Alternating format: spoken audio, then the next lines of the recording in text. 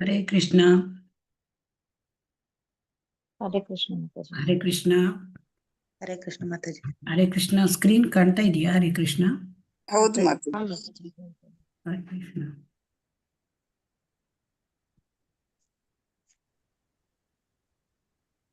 ಹರೇ ಕೃಷ್ಣ. ಓಂ ಅಜ್ಞಾನತಿಮಿರಾಂಧಸ್ಯ ಜ್ಞಾನಾಂಜನಶಲಾಕಯಾ ಚಕ್ಷುರುನ್ಮೀಲಿತಂ ಯೇನ ತಸ್ಮೈ ಶ್ರೀಗುರವೇ ನಮಃ.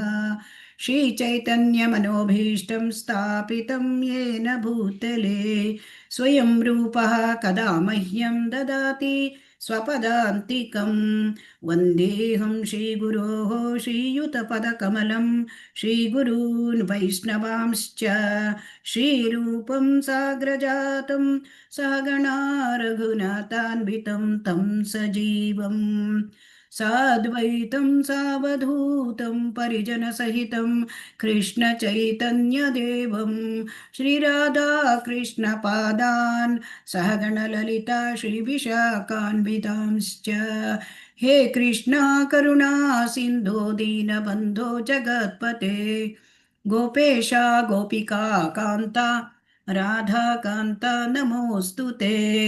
ತಪ್ತ ಕಾಂಚನ ಗೌರಾಂಗಿ ರಾಧೆ ವೃಂದಾವನೇಶ್ವರಿ ವೃಷಭಾನುಸುತೆ ದೇವಿ ಪ್ರಣಮಾಮಿ ಹರಿಪ್ರಿಯೆ. ವಾಂಛಾಕಲ್ಪತರುಭ್ಯಶ್ಚ ಕೃಪಾ ಸಿಂಧುಭ್ಯ ಏವ ಚ ಪತಿತಾನಾಂ ಪಾವನೇಭ್ಯೋ ವೈಷ್ಣವೇಭ್ಯೋ ನಮೋ ನಮಃ. ಜಯ ಶ್ರೀ ಕೃಷ್ಣ ಚೈತನ್ಯ ಪ್ರಭು ನಿತ್ಯಾನಂದ ಶ್ರೀ ಅದ್ವೈತ ಗದಾಧರ ಶ್ರೀವಾಸಾದಿ ಗೌರ ಭಕ್ತ ವೃಂದ. ಹರೇ ಕೃಷ್ಣ ಕೃಷ್ಣ ಕೃಷ್ಣ ಹರೇ ಹರೇ ಹರೇ ರಾಮ ರಾಮ ರಾಮ ಹರೇ ಹರೇ. ಹರೇ ಕೃಷ್ಣ ಕೃಷ್ಣ ಕೃಷ್ಣ ಹರೇ ಹರೇ ಹರೇ ರಾಮ ರಾಮ ರಾಮ ಹರೇ ಹರೇ. श्री श्री राधा गोविंद की जय. श्री श्री गौरनिताय की जय. शील प्रभुपाद की जय.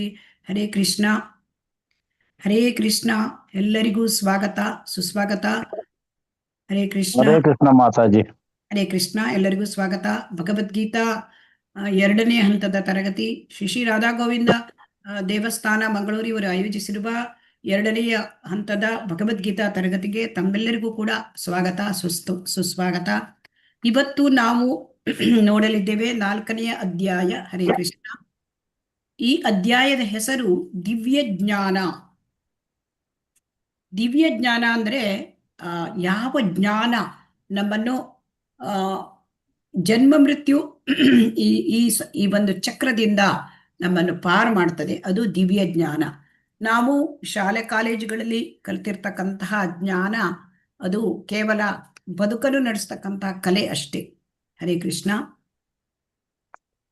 ಶ್ಲೋಕ 1.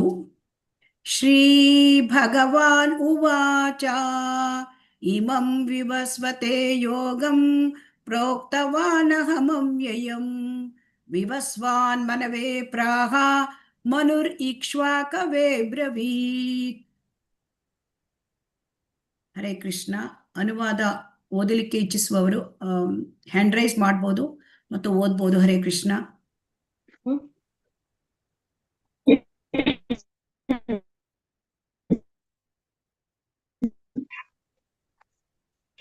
ನಾನು ವಿವಸ್ವಾನ್ ಎಂದರೆ ಸೂರ್ಯನಿಗೆ ಹೇಳಿದೆನು. ವಿವಸ್ವಾನನು ಅದನ್ನು ಮಾನವ ಕುಲದ ತಂದೆಯಾದ ಇಕ್ಷ್ವಾಕುವಿಗೆ ಹೇಳಿದನು.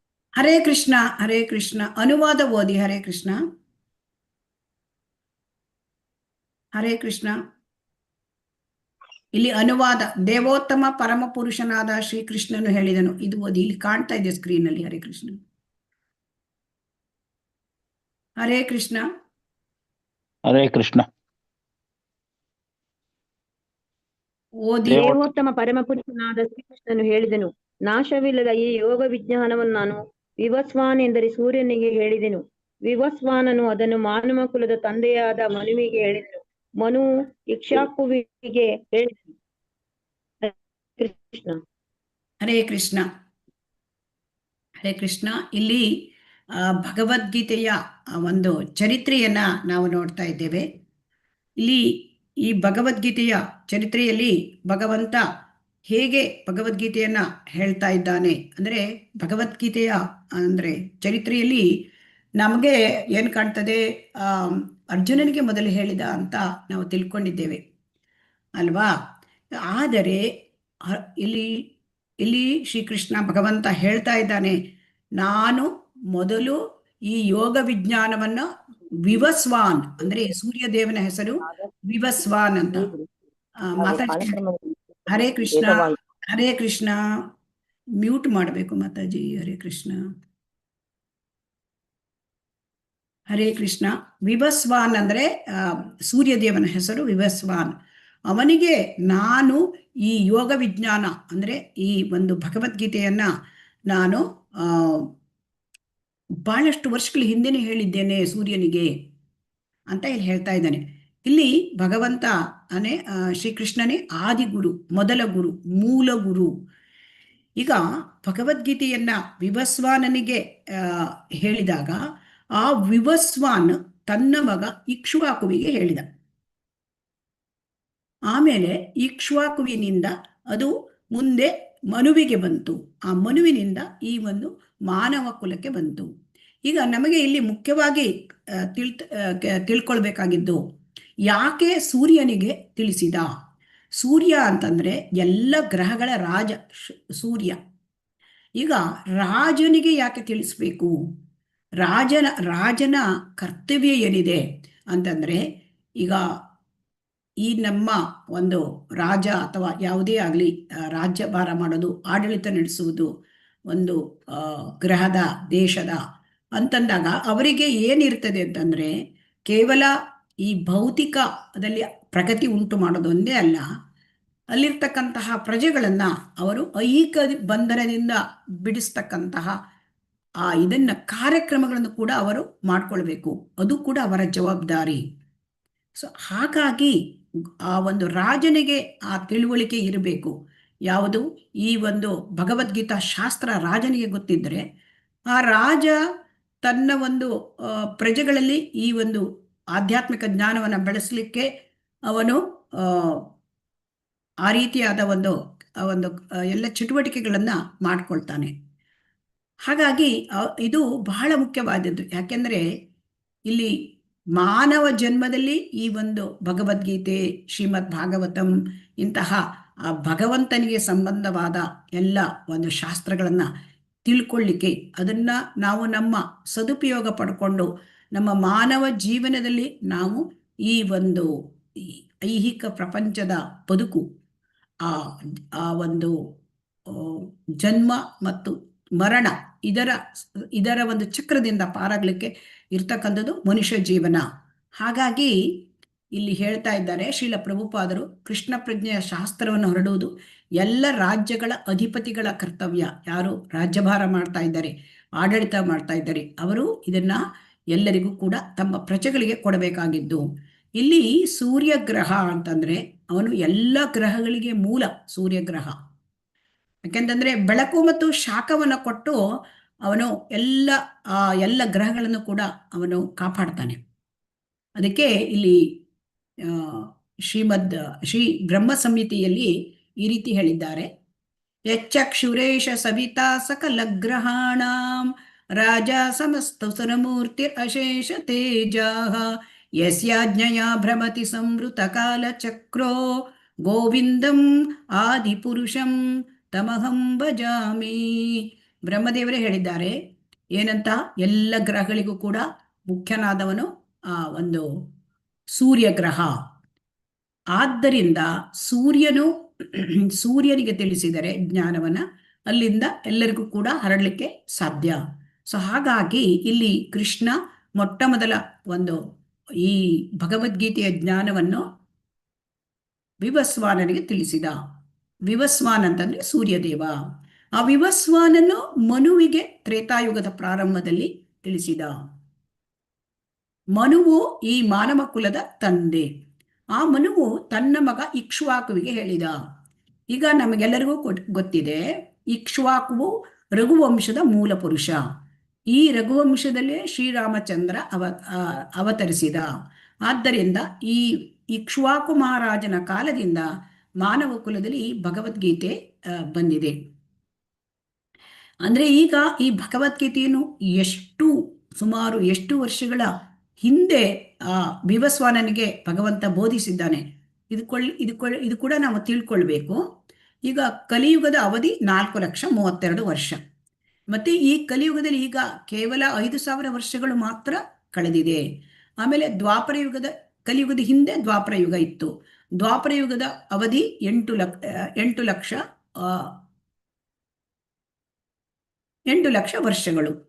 ಆಮೇಲೆ ತ್ರೇತಾಯುಗದ ಅವಧಿ ಅದಕ್ಕಿಂತ ಹಿಂದೆ ಇದ್ದಿದ್ದು, ದ್ವಾಪರ ಯುಗಕ್ಕಿಂತ ಹಿಂದೆ ಇದ್ದಿದ್ದು ಅದು 12 ಲಕ್ಷ ವರ್ಷಗಳು. ಸೊ ಹೀಗಾಗಿ ಸುಮಾರು 20 ಲಕ್ಷ 5,000 ವರ್ಷಗಳ ಹಿಂದೆ ಮನುವು ಏನ್ ಮಾಡಿದ, ಭಗವದ್ಗೀತೆಯನ್ನ ಇಕ್ಷ್ವಾಕು ರಾಜನಿಗೆ ತಿಳಿಸಿದ. ಹಾಗಾಗಿ ಇಲ್ಲಿ ಈಗ 12 ಲಕ್ಷ ವರ್ಷಗಳೇ ಇಲ್ಲಿ ಮುಗಿದು ಹೋಗಿದೆ.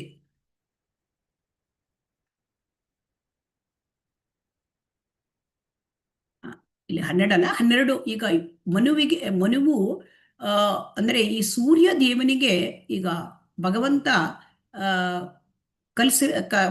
ಭಗವದ್ಗೀತೆಯನ್ನು ತಿಳಿಸಿರ್ತಕ್ಕಂಥದ್ದು 12 ಕೋಟಿ ವರ್ಷಗಳು. 12 ಕೋಟಿ ವರ್ಷಗಳು ಮುಗಿದೋಗಿದೆ. ಇಲ್ಲಿ ಹೇಳ್ತಾ ಇದ್ದಾರೆ 12 ಕೋಟಿ 4 ಲಕ್ಷ ವರ್ಷಗಳ ಹಿಂದೆ ಸೂರ್ಯ ದೇವನಿಗೆ ಭಗವಂತ ಕೃಷ್ಣ ಈ ಭಗವದ್ಗೀತೆಯನ್ನ ಉಪದೇಶ ಮಾಡಿದ್ದಾರೆ. ಈಗ ಏನಾಯಿತು, ಅಲ್ಲಿಂದ ಅದು ಸೂರ್ಯ ದೇವನಿಂದ ಅದು ಮನುವಿನಿಂದ ಇಕ್ಷ್ವಾಕು, ಹೀಗೆ ಅದು ಮುಂದುವರ್ಕೊಂಡು ಬಂತು. ಆದರೆ ಈ ಒಂದು ಭಗವದ್ಗೀತೆ ಇದು ಹೇಗೆ ನಾವು ಸ್ವೀಕರಿಸಬೇಕು ಅಂತ ಶ್ರೀಲ ಪ್ರಭುಪಾದರು ಹೇಳ್ತಾರೆ. ಗುರು ಪರಂಪರೆಯಿಂದ ಸ್ವೀಕರಿಸಬೇಕು ಭಗವದ್ಗೀತೆಯನ್ನ. ಅಂದ್ರೆ ಗುರು ಪರಂಪರೆ ಅಂತ ಏನು ಅಂತ ನಾವೀಗ ಮುಂದಿನ ಶ್ಲೋಕದಲ್ಲಿ ತಿಳ್ಕೊಳ್ಳೋಣ. ಶ್ಲೋಕ 2. ಏವಂ ಪರಂಪರಾ ಪ್ರಾಪ್ತಂ ಇಮಂ ರಾಜರ್ಷಯೋ ವಿದುಃ ಸಕಾಲೇ ನೇಹ ಮಹತ ಯೋಗೋ ನಷ್ಟಃ ಪರಂತಪ. ಹರೇ ಕೃಷ್ಣ. ಅನುವಾದ ಓದಿ. ಈ ಉತ್ತಮ ಜ್ಞಾನವು ಗುರು ಪರಂಪರೆಯಲ್ಲಿ ಬಂದಿತ್ತು. ರಾಜರ್ಷಿಗಳು ಅದನ್ನು ಹಾಗೆಯೇ ಗ್ರಹಿಸಿದರು. ಆದರೆ ಕಾಲಕ್ರಮದಲ್ಲಿ ಈ ಪರಂಪರೆಯು ಛೇದವಾಯಿತು. ಆದುದರಿಂದ ಈ ವಿಜ್ಞಾನವು ನಷ್ಟವಾದಂತೆ ಕಾಣುತ್ತದೆ. ಹರೇ ಕೃಷ್ಣ. ಹರೇ ಕೃಷ್ಣ. ಈ ಒಂದು ಗುರು ಪರಂಪರೆಯಿಂದ ಜ್ಞಾನ ಬಂತು. ಹಾಗಾದ್ರೆ ಈ ಪರಂಪರೆ ಅಂದ್ರೆ ಏನು ಅಂತ ನಾವು ತಿಳ್ಕೊಳ್ಳೋಣ. ಗುರು ಪರಂಪರೆ ಅಂದ್ರೆ ಏನು ಅಂತ. ಈಗ ಗುರು ಪರಂಪರೆ ಅಂತಂದ್ರೆ ಇಲ್ಲಿ ಎಲ್ಲ ಗುರು, ಆದಿ ಗುರು, ಮೂಲ ಗುರು ಭಗವಂತ ಕೃಷ್ಣ. ಈ ಜ್ಞಾನವನ್ನ ಆ ಗುರುವು ಯಾರ್ಯಾರಿಗೆ ಹೇಳಿದ್ದಾನೆ ಮೂಲ ಗುರು ಭಗವಂತ ಅಂತಂದ್ರೆ 4 ಸಂಪ್ರದಾಯಗಳಿವೆ. ಭಗವಂತ ಮೊದಲು ಹೇಳಿರೋದು ಈ ಸಂಪ್ರದಾಯದಲ್ಲಿ ಬಂದಿರತಕ್ಕಂಥ ಗುರು ಸಂಪ್ರದಾಯದಲ್ಲಿ ಬ್ರಹ್ಮ, ಆಮೇಲೆ ಲಕ್ಷ್ಮೀದೇವಿ, 4 ಕುಮಾರರು, ಶಿವ, ಇವರಿಗೆ ಭಗವಂತನೇ ಹೇಳಿದ್ದಾನೆ.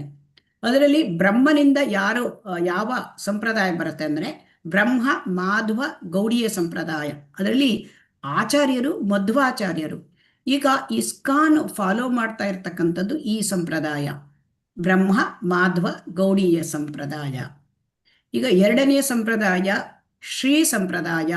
ಶ್ರೀ ಸಂಪ್ರದಾಯದಲ್ಲಿ ರಾಮಾನುಜ ಆಚಾರ್ಯರು ಆಚಾರ್ಯರು, ಅವರಿಂದ ಬಂದಿರತಕ್ಕಂಥದ್ದು ಈ ಸಂಪ್ರದಾಯ. ಅದು ಲಕ್ಷ್ಮೀದೇವಿ, ಅಲ್ಲಿ ಭಗವಂತ ಅವರಿಗೆ ಲಕ್ಷ್ಮೀದೇವಿಗೆ ಇದನ್ನು ತಿಳಿಸಿರೋದು. ಆಮೇಲೆ 3ನೇ ಸಂಪ್ರದಾಯ ಕುಮಾರ ಸಂಪ್ರದಾಯ. ಈ ಕುಮಾರ ಸಂಪ್ರದಾಯದಲ್ಲಿ ಆಚಾರ್ಯರು ನಿಂಬಾರಕ ಸ್ವಾಮಿ, ಇದನ್ನ 4 ಕುಮಾರರು ಅಂದ್ರೆ ಸನಕ, ಸನಾತನ, ಸನಂದನ ಮತ್ತು ಸನತ್ ಕುಮಾರ, ಇವರಿಗೆ ಜ್ಞಾನವನ್ನು ಭಗವಂತ ಕೊಟ್ಟಿದ್ದಾನೆ. ಆಮೇಲೆ ಶಿವ. ಶಿವನಿಂದ ಬಂದಿರತಕ್ಕಂಥ ಸಂಪ್ರದಾಯ ವಿಷ್ಣು ಸ್ವಾಮಿ ಸಂಪ್ರದಾಯ. ಶಿವನಿಗೂ ಕೂಡ ಭಗವಂತನೇ ಅವನು ಈ ಜ್ಞಾನವನ್ನ ಕೊಟ್ಟಿದ್ದಾನೆ. ಹೀಗಾಗಿ ಈಗ ನಮಗೆ ಏನಂತಂದ್ರೆ, ನಾವು ಯಾವುದಾದ್ರೂ ಒಂದು ಡಿಗ್ರಿ ಪಡಿಬೇಕು ಅಂದ್ರೆ, ಯಾವುದಾದ್ರೂ ಭೌತಿಕವಾಗಿ ನಾವು ಒಂದು ರಿಕಗ್ನೈಸ್ಡ್ ಕಾಲೇಜಿಗೆ, ರೆಪ್ಯೂಟೆಡ್ ಕಾಲೇಜಿಗೆ ಹೋಗ್ತೇವೆ ಅಲ್ವಾ. ಸೊ ಹೌದು ಮಾತಾಜಿ. ಅದೇ ರೀತಿ ನಾವು ಕೂಡ ಜ್ಞಾನವನ್ನು ಪಡ್ಕೋಬೇಕು. ನಾವು ಭಗವದ್ಗೀತೆಯ ಜ್ಞಾನ, ಈ ಒಂದು ದಿವ್ಯ ಜ್ಞಾನವನ್ನು ನಾವು ಪಡ್ಕೊಳ್ಬೇಕು ಅಂತಂದ್ರೆ ನಾವು ಈ ಸಂಪ್ರದಾಯದಿಂದ ಬಂದಿರತಕ್ಕಂತಹ ಗುರು ಪರಂಪರೆಯಿಂದ ನಾವು ತಿಳ್ಕೊಳ್ಬೇಕು ಅಂತ ಇಲ್ಲಿ ನಮ್ಗೆ ಶ್ರೀಲ ಪ್ರಭುಪಾದರು ಇದನ್ನ ನಮ್ಗೆ ಅರ್ಥ ಮಾಡಿ ಹೇಳ್ತಾ ಇದ್ದಾರೆ. ಯಾಕೆ ಅಂತಂದ್ರೆ ಭಗವದ್ಗೀತೆಯ ಮೇಲೆ ಅನೇಕ ವ್ಯಾಖ್ಯಾನಗಳಿವೆ. 700ಕ್ಕಿಂತನೂ ಮಿಕ್ಕಿ ವ್ಯಾಖ್ಯಾನಗಳಿವೆ. ಸೊ ಹಾಗಾಗಿ ಆ ವ್ಯಾಖ್ಯಾನಗಳಿಗೆ ಹೆಚ್ಚಿನದೆಲ್ಲ ಕೂಡ ವ್ಯಾಖ್ಯಾನಗಳು ಈ ಪರಂಪರೆಯಿಂದ ಬಂದಿದ್ದಲ್ಲ. ಹಾಗಾಗಿ ಅದೇನಾಗುತ್ತೆ, ಮನಸ್ಸೋ ಇಚ್ಛೆಯಾಗಿ ಈ ವ್ಯಾಖ್ಯಾನಗಳನ್ನ ಸೃಷ್ಟಿಸಿ ಬಿಡ್ತಾ ಇದ್ರು. ಆದ್ದರಿಂದ ಜನ ಇಲ್ಲಿ ಭಗವದ್ಗೀತೆಯನ್ನ ಗುರು ಪರಂಪರೆಯಿಂದ ಕೇಳಬೇಕು. ಯಾಕೆಂದ್ರೆ ಅದು ಯಥಾ ಪ್ರಕಾರವಾಗಿರಬೇಕು. ಭಗವಂತ ಏನ್ ಹೇಳಿದ್ದಾನೆ ಅದನ್ನೇ ಇಲ್ಲಿ ನಮ್ಗೆ ಹೇಳಬೇಕು. ಅದನ್ನ ನಾವು ನಮ್ಮದೇ ಆದ ವ್ಯಾಖ್ಯಾನ ಮಾಡುವಂತಿಲ್ಲ. ಹಾಗಾಗಿ ಇಲ್ಲಿ ಏನ್ ಹೇಳ್ತಾರೆ ಅಂತಂದ್ರೆ, ಈ ಭಗವದ್ಗೀತೆ ಯಥಾರೂಪ ಇದನ್ನ ಬರೆದವರು ಶ್ರೀಲ ಪ್ರಭುಪಾದರು. ಸೊ ಹಾಗಾಗಿ ಯಥಾರೂಪವನ್ನ ಅಂದ್ರೆ ಭಗವಂತ ಏನ್ ಹೇಳಿದ್ದಾನೆ ಅದರಲ್ಲಿ ಏನು ಕೂಡ ವ್ಯತ್ಯಾಸ ಇಲ್ಲ, ಹಾಗೆ ಕೊಟ್ಟಿರೋದು. ಅದನ್ನ ಯಥಾರೂಪವಾಗಿ ಭಗವದ್ಗೀತೆಯನ್ನ ಅಂಗೀಕರಿಸಿದರೆ ಮಾನವ ಕುಲಕ್ಕೆ ಒಂದು ದೊಡ್ಡ ವರ. ಅದು ಭಗವಂತ ಏನ್ ಹೇಳಿದ್ದಾನೆ ಅದನ್ನ ನಾವು ಸರಿಯಾಗಿ ಅರ್ಥ ಮಾಡ್ಕೊಳ್ಳಿಕ್ಕೆ ಸಾಧ್ಯ. ಆದರೆ ಊಹಾತ್ಮಕ ಚಿಂತನೆಗಳ ಗ್ರಂಥವಾಗಿ ಸ್ವೀಕರಿಸಿದರೆ ವ್ಯರ್ಥ ಕಾಲಕ್ಷೇಪ. ಅನೇಕ ಆವೃತ್ತಿಗಳಿವೆ ಭಗವದ್ಗೀತೆಯಲ್ಲಿ. ಸೊ ಅದೆಲ್ಲ ಊಹಾತ್ಮಕ ಚಿಂತನೆಗಳಿಂದ ಆಗಿರ್ತಕ್ಕಂಥ ಹೆಚ್ಚಿನದು. ಆದುದರಿಂದ ನಾವು ಭಗವದ್ಗೀತೆಯ ಪುಸ್ತಕವನ್ನು ಓದುವಾಗ ಯಥಾರೂಪವಾಗಿ ನಾವು ಸ್ವೀಕರಿಸಬೇಕು ಅಂತ ಶ್ರೀಲ ಪ್ರಭುಪಾದರು ನಮಗೆ ಈ ಭಾವಾರ್ಥದಲ್ಲಿ ತಿಳಿಸಿದ್ದಾರೆ. ಈಗ ನಾವು ಇಸ್ಕಾನ್ ಫಾಲೋ ಮಾಡ್ತಾ ಇರತಕ್ಕಂಥದ್ದು ಭಗವದ್ಗೀತೆ ಯಥಾರೂಪ. ಇದನ್ನು ಶ್ರೀಲ ಪ್ರಭುಪಾದರು ಬರೆದಿದ್ದಾರೆ. ಮತ್ತು ಇದಕ್ಕೆ ಅವರು ಶ್ರೀಲ ಪ್ರಭುಪಾದರು ಈ ಬ್ರಹ್ಮ ಮಾಧ್ವ ಗೌಡೀಯ ಸಂಪ್ರದಾಯದಲ್ಲಿ ಬಂದಿರತಕ್ಕಂಥ ಆಚಾರ್ಯರು. ಹಾಗಾಗಿ ನಾವು ಸರಿಯಾದ ಒಂದು ಮಾರ್ಗದಲ್ಲಿಯೇ ಇದ್ದೇವೆ. ಈಗ ಶ್ಲೋಕ 3ಕ್ಕೆ ಹೋಗೋಣ. ಸ ಏವಾಯಂ ಮಯಾ ತೇದ್ಯ ಯೋಗಃ ಪ್ರೋಕ್ತಃ ಪುರಾತನಃ ಭಕ್ತೋಸಿ ಮೇ ಸಖಾ ಚೇತಿ ರಹಸ್ಯಂ ಹಿ ಏತದುತ್ತಮಂ. ಹರೇ ಕೃಷ್ಣ. ಅನುವಾದವನ್ನು ಓದಿ ಯಾರಾದ್ರೂ. ಹರೇ ಕೃಷ್ಣ. ಪರಮ ಗುರುವೊಂದಿಗೆ ಸಂಬಂಧವಿರುವ ಈ ಬಹು ಪ್ರಾಚೀನ ವಿಜ್ಞಾನವನ್ನು ಇಂದು ನಾನು ನಿನಗೆ ಹೇಳುತ್ತಿದ್ದೇನೆ, ಏಕೆಂದರೆ ನೀನು ನನ್ನ ಭಕ್ತ ಮತ್ತು ಸ್ನೇಹಿತ. ಆದುದರಿಂದ ಈ ವಿಜ್ಞಾನದ ಅಲೌಕಿಕ ರಹಸ್ಯವನ್ನು ನೀನು ಅರ್ಥ ಮಾಡಿಕೊಳ್ಳಬಲ್ಲೆ. ಹರೇ ಕೃಷ್ಣ ಮಾತಾಜಿ. ಹರೇ ಕೃಷ್ಣ. ಈಗ ಪರಂಪರೆ, ಈಗ ಸೂರ್ಯನಿಗೆ ಮೊದಲು ಭಗವಂತ ವಿವಸ್ವಾನ್ ತಿಳಿಸಿದ ಅಂತ ಹೇಳಿದ. ಆ ವಿವಸ್ವಾನಿನಿಂದ ಅದು ಪರಂಪರೆಯಲ್ಲಿ ಭಗವದ್ಗೀತೆ ಮುಂದುವರಿದು ಬಂತು. ಆದರೆ ಇಲ್ಲಿ ಮುಂದುವರಿದು ಬಂದಾಗ ಏನಾಯಿತು, ಅದು ಕ್ರಮೇಣವಾಗಿ ಆ ಪರಂಪರೆ ಛೇದವಾಯಿತು.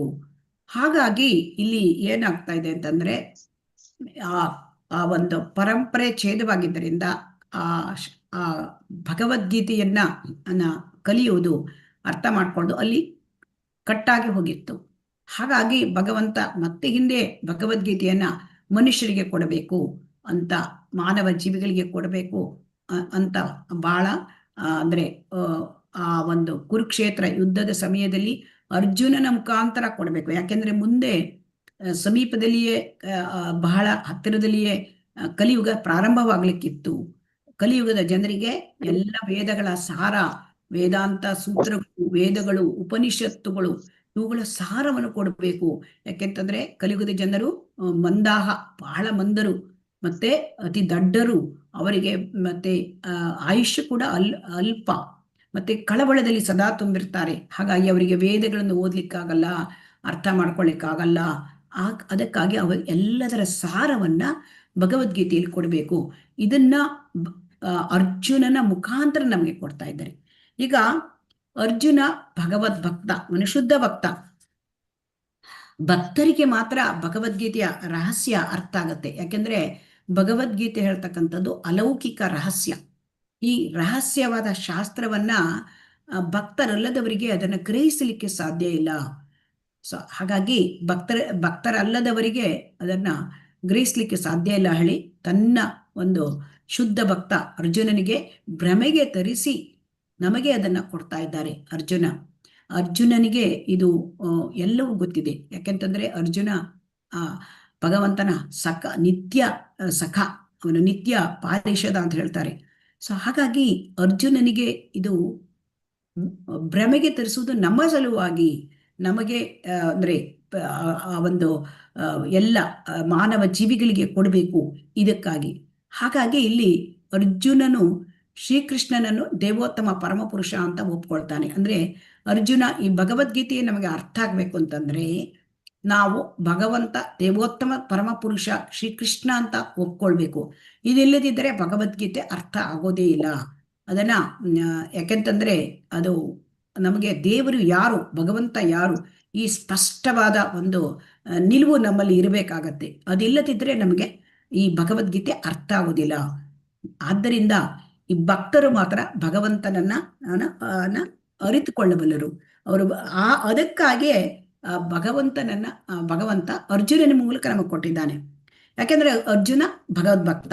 ಈಗ ಅಭಕ್ತರ ವ್ಯಾಖ್ಯಾನ ಕೇಳಿದ್ರೆ ಏನಾಗತ್ತೆ, ನಾವು ಅಭಕ್ತರ ವ್ಯಾಖ್ಯಾನವನ್ನು ಓದಿದ್ರೆ ಏನಾಗತ್ತೆ ಅಂತಂದ್ರೆ ಅವರು ಓದುಗರನ್ನು, ಅಂತಹ ಅಭಕ್ತರ ವ್ಯಾಖ್ಯಾನಗಳು ಕೃಷ್ಣನ ಭಗವಂತನ ಉಪದೇಶದಿಂದ ಅದು ದಾರಿ ತಪ್ಪಿಸುತ್ತದೆ, ಆ ಥರ ವ್ಯಾಖ್ಯಾನಗಳು. ಆದುದರಿಂದ ನಾವು ಏನ್ ಮಾಡಬೇಕು, ನಾವು ಅರ್ಜುನನಿಂದ ಬಂದಿರತಕ್ಕಂಥ ಈ ಗುರು ಶಿಷ್ಯ ಪರಂಪರೆಯನ್ನು ನಾವು ಅನುಸರಿಸಿ ಈ ಶ್ರೇಷ್ಠವಾದ ಭಗವದ್ಗೀತೆಯ ಒಂದು ಪ್ರಯೋಜನವನ್ನು ನಾವು ಪಡ್ಕೋಬೇಕಾಗತ್ತೆ.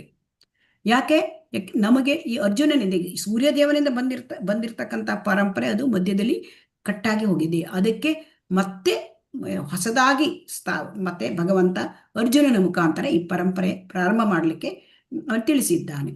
ಹಾಗಾಗಿ ನಾವು ಈ ಒಂದು ಅರ್ಜುನನಿಂದ ಬಂದ ಗುರು ಶಿಷ್ಯ ಪರಂಪರೆಯನ್ನು ಅನುಸರಿಸಲು ಪ್ರಯತ್ನಿಸಬೇಕು. ಆಮೇಲೆ ಈ ಶ್ರೇಷ್ಠ ಶಾಸ್ತ್ರ ಭಗವದ್ಗೀತೆ ಇದು ಪರಿಪೂರ್ಣವಾದ ಧರ್ಮ ಗ್ರಂಥ. ಮಾನವ ಜೀವನದಲ್ಲಿ ನಾವು ಹೇಗೆ ಬದುಕಬೇಕು, ನಾವು ಮಾನವ ಜೀವನವನ್ನ ಹೇಗೆ ನಾವು ಸದುಪಯೋಗ ಪಡಿಸ್ಕೊಳ್ಬೇಕು, ಇದೆಲ್ಲ ನಮಗೆ ಈ ಭಗವದ್ಗೀತೆಯಿಂದ ನಮಗೆ ಅರ್ಥ ಆಗ್ತದೆ. ನಾವು ನಿತ್ಯ ಜೀವನದಲ್ಲಿ ಹೇಗೆ ಬದುಕಬೇಕು, ನಾವು ಪ್ರತಿ ದಿವಸದಲ್ಲಿ ನಾವು ಏನ್ ಮಾಡಬೇಕು, ಎಲ್ಲವುದನ್ನು ಕೂಡ ಇಲ್ಲಿ ಭಗವದ್ಗೀತೆಯಿಂದ ನಾವು ತಿಳ್ಕೋಬಹುದು. ಆದ್ದರಿಂದ ಇದು ಯಾವ ಎಲ್ಲ ವೇದಗಳಲ್ಲಿ ಮತ್ತು ವೇದಾಂತ ಸೂತ್ರಗಳಲ್ಲಿ, ಹಾಗೆ ಒಂದು ಪುರಾಣಗಳಲ್ಲಿ, ಉಪನಿಷತ್ತುಗಳಲ್ಲಿ ಇರ್ತಕ್ಕಂಥ ಎಲ್ಲವೂ ಕೂಡ ಈ ಭಗವದ್ಗೀತೆಯಲ್ಲಿ ಅಡಕವಾಗಿದೆ. ಮತ್ತೆ ಯಾವುದು ಇಲ್ಲವೋ ಅದು ಕೂಡ ಇದು ಇಲ್ಲಿ ಭಗವದ್ಗೀತೆಯಲ್ಲಿ ಇದೆ. ಆದ್ದರಿಂದ ಈ ಭಗವದ್ಗೀತೆಯ ಶ್ರೇಷ್ಠವಾದ ಧರ್ಮಶಾಸ್ತ್ರವನ್ನು ನಾವು ಪ್ರಯೋಜನ ಮಾಡಿಕೊಂಡು ನಮ್ಮ ಜೀವನವನ್ನ ನಾವು ಉದ್ಧಾರ ಮಾಡ್ಕೊಳ್ಬೇಕು. ಈಗ ಶ್ಲೋಕ 4ಕ್ಕೆ ಹೋಗೋಣ. ಅರ್ಜುನ ಉವಾಚ ಅಪರಂ ಭವತೋ ಜನ್ಮ ಪರಂ ಜನ್ಮ ಅವಿವಸ್ವತಃ ಕಥಮೇತದ್ವಿಜಾನೀಯಾಂ ತ್ವಮಾದೌ ಪ್ರೋಕ್ತವಾನಿತಿ. ಅನುವಾದ ಓದಿ ಹರೇ ಕೃಷ್ಣ. ಅರ್ಜುನನು ಕೇಳಿದ, ಸೂರ್ಯದೇವನಾದ ವಿವಸ್ವಾನನು ನಿನಗಿಂತ ಮೊದಲು ಹುಟ್ಟಿದವನು. ಆದಿಯಲ್ಲಿ ನೀನು ಅವನಿಗೆ ಈ ಶಾಸ್ತ್ರವನ್ನು ಬೋಧಿಸಿದೆ ಎಂದು ನಾನು ಹೇಗೆ ತಿಳಿದುಕೊಳ್ಳಲಿ? ಹರೇ ಕೃಷ್ಣ. ಹರೇ ಕೃಷ್ಣ. ಅರ್ಜುನ ಭಕ್ತ, ಅವನು ಶುದ್ಧ ಭಕ್ತ. ಅವನಿಗೆ ಭಗವಂತ ದೇವೋತ್ತಮ ಪರಮಪುರುಷ ಕೃಷ್ಣ ಅಂತ ಹೇಳೋದು ಅವನಿಗೆ ಗೊತ್ತು. ಹಾಗಾದ್ರೆ ಅವನು ಕೃಷ್ಣನ ಮಾತುಗಳನ್ನು ನಂಬದೇ ಇರ್ತಾನೆಯೇ? ಇಲ್ಲ, ಅವನು ನಂಬ್ತಾನೆ. ಆದರೆ ಈ ಪ್ರಶ್ನೆಯನ್ನು ಯಾಕೆ ಕೇಳಿದ? ಅವನೇನು ಕೇಳ್ತಾನೆ, ಸೂರ್ಯದೇವ ಒಬ್ಬ ಎಷ್ಟು 12 ಕೋಟಿ ವರ್ಷದ ಹಿಂದೆನೇ ಹುಟ್ಟಿದ್ದಾನೆ ನಮಗಿಂತ, ಅವನಿಗೆ ನೀನು ಬೋಧಿಸ್ತಾ ಇದ್ದೆ ಅಂದ್ರೆ ನಂಗೆ ಅರ್ಥ ಆಗೋದಿಲ್ಲ ಅಂತ ಹೇಳ್ತಾನೆ. ಅಂದ್ರೆ ಇಲ್ಲಿ ಯಾಕೆ ಕೇಳಿದ್ರೆ, ಈಗ ಅರ್ಜುನ ಮತ್ತು ಕೃಷ್ಣ ಒಂದೇ ವಯಸ್ಕರು. ಅವರು ಆ ಒಂದು ದ್ವಾಪರ ಯುಗದಲ್ಲಿ ಅರ್ಜುನ ಯಾವಾಗಲೂ ಕೃಷ್ಣ ಅರ್ಜುನನ ನಿತ್ಯ ಪಾರಿಷದ. ಎಲ್ಲೆಲ್ಲಿ ಕೃಷ್ಣ ಹೋಗ್ತಾನೆ ಅಂದ್ರೆ ಎಲ್ಲೆಲ್ಲಿ ಕೃಷ್ಣ ಅವತಾರ ತೆಗಿತಾನೆ, ಯಾವಾಗ ಬರ್ತಾನೆ ಈ ಐಕ ಪ್ರಪಂಚದಲ್ಲಿ, ಜೊತೆಗೆ ಯಾವಾಗಲೂ ಕೃಷ್ಣ ಯಾವಾಗಲೂ ಇರ್ತಾನೆ. ಅವನು ನೋಡಿ ನರನಾರಾಯಣನ ಕೃತಿ ಯುಗದಲ್ಲಿ ಬಂದಿದ್ದಾನೆ. ನರನಾರಾಯಣ, ಅಲ್ಲಿ ನರ ಅರ್ಜುನ, ನಾರಾಯಣ ಕೃಷ್ಣ. ಹಾಗೆಯೇ ಇಲ್ಲಿ ಎಲ್ಲ ಅವತಾರಗಳ ಜೊತೆಗೆ ಬರ್ತಾನೆ. ಈಗ ಕಲಿಯುಗದಲ್ಲಿಯೂ ಕೂಡ ಚೈತನ್ಯ ಮಹಾಪ್ರಭುಗಳ ಜೊತೆಗೆ ಅವರು ಬಂದಿದ್ದಾರೆ ಅರ್ಜುನ. ಅಂದರೆ ಅವನು ರಾಮಾನಂದರಾಯ. ಸೊ ಹಾಗಾಗಿ ಎಲ್ಲ ಅರ್ಜುನ ಶುದ್ಧ ಭಕ್ತ, ಅವನಿಗೆ ದೇವೋತ್ತಮ ಪರಮೇಶ್ವರ ಕೃಷ್ಣ ಅಂತ ಗೊತ್ತು, ಎಲ್ಲವೂ ಗೊತ್ತು. ಆದರೆ ನಮಗೆ ಏನಾಗಿದೆ ಇಲ್ಲಿ, ನಾವು ಸಾಮಾನ್ಯ ಮನುಷ್ಯರಿಗೆ ಏನಾಗುತ್ತೆ, ಸಾಮಾನ್ಯ ಮನುಷ್ಯರಿಗೆ ಅದರಲ್ಲಿಯೂ ಕೂಡ ನಾಸ್ತಿಕ ಮನೋಭಾವ ಯಾರಿಗಿರ್ತದೆ ಅವರು ಈ ಥರ ಸವಾಲು ಮಾಡ್ತಾರೆ ಏನೋ. ಅವರಿಗೆ ಸಮಾಧಾನ ಮಾಡಲಿಕ್ಕಾಗಿ ಈ ಅರ್ಜುನ ಭಗವಂತನಿಗೆ ಈ ಪ್ರಶ್ನೆ ಕೇಳ್ತಾ ಇದ್ದಾನೆ. ಸೊ ಹಾಗಾಗಿ ಈ ಶ್ಲೋಕವನ್ನು ನಾವು ಹೇಗೆ ಅರ್ಥ ಮಾಡ್ಕೊಳ್ಬೇಕು ಅಂತ ನೋಡ್ಕೊಂತಂದ್ರೆ, ಈಗ ನಾವೀಗ ಆಲ್ರೆಡಿ ನೋಡಿದ್ದೇವೆ. ಈಗ 12 ಕೋಟಿ ವರ್ಷಗಳ ಹಿಂದೆ ಅರ್ಜುನನಿಗೆ ಭಗವಂತ ಇದಕ್ಕೆ ಅಂದರೆ ಸೂರ್ಯದೇವನ ವಿವಸ್ವಾನಿಗೆ ತಿಳಿಸಿದ್ದಾನೆ. ಸೊ ಇದನ್ನ ನಾವು ಈಗ ಹೇಗೆ 12 ಕೋಟಿ ವರ್ಷ ಬಂತು ಅಂತ ನಾವು ನೋಡಿದ್ದೇವೆ.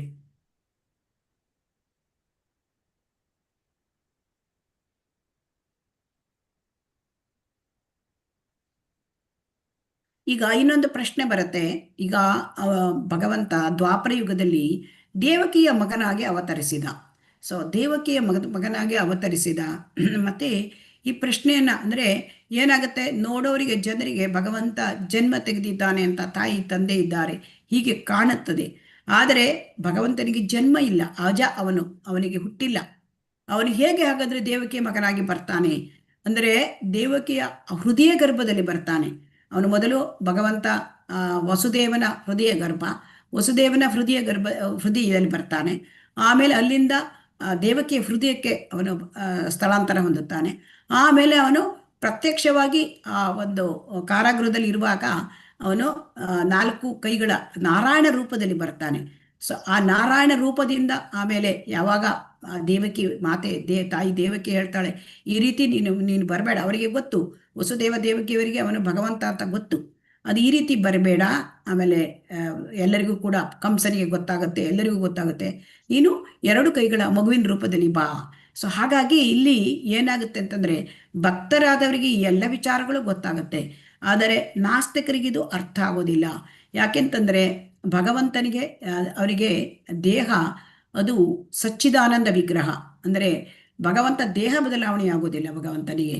ಅವನು ಸೂರ್ಯನ ಅನಾದಿ ಕಾಲದಿಂದ ಇದ್ದಾನೆ ಭಗವಂತ. ಅದಕ್ಕೆ ಹುಟ್ಟು ಇಲ್ಲ, ಮತ್ತೆ ಅವನಿಗೆ ಅಂತ್ಯವೂ ಇಲ್ಲ, ಆದಿಯೂ ಇಲ್ಲ, ಅಂತ್ಯವೂ ಇಲ್ಲ.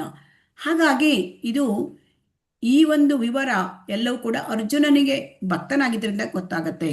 ಆದರೆ ಈ ಪ್ರಶ್ನೆಯನ್ನ ನಮ್ಮಂತ ಅಂದರೆ ಸಾಮಾನ್ಯ ಜನರಿಗೆ ಅರ್ಥ ಆಗಲಿ, ಭಗವಂತ ಸಚ್ಚಿದಾನಂದ ವಿಗ್ರಹ, ಅವನಿಗೆ ಯಾವಾಗಲೂ ಅವನು ಇರ್ತಾನೆ, ಶಾಶ್ವತ. ಸತ್ ಅಂದರೆ ಶಾಶ್ವತ, ಚಿತ್ ಅಂದರೆ ಜ್ಞಾನ, ಆನಂದ, ಯಾವಾಗಲೂ ಆನಂದದಿಂದ ಇರ್ತಕ್ಕಂಥದ್ದು. ಹಾಗಾಗಿ ಅವನು ಸೂರ್ಯನಿಗೆ 12 ಕೋಟಿ ವರ್ಷಗಳ ಹಿಂದೆ ಭಗವದ್ಗೀತೆಯನ್ನು ಹೇಳಿರೋದು.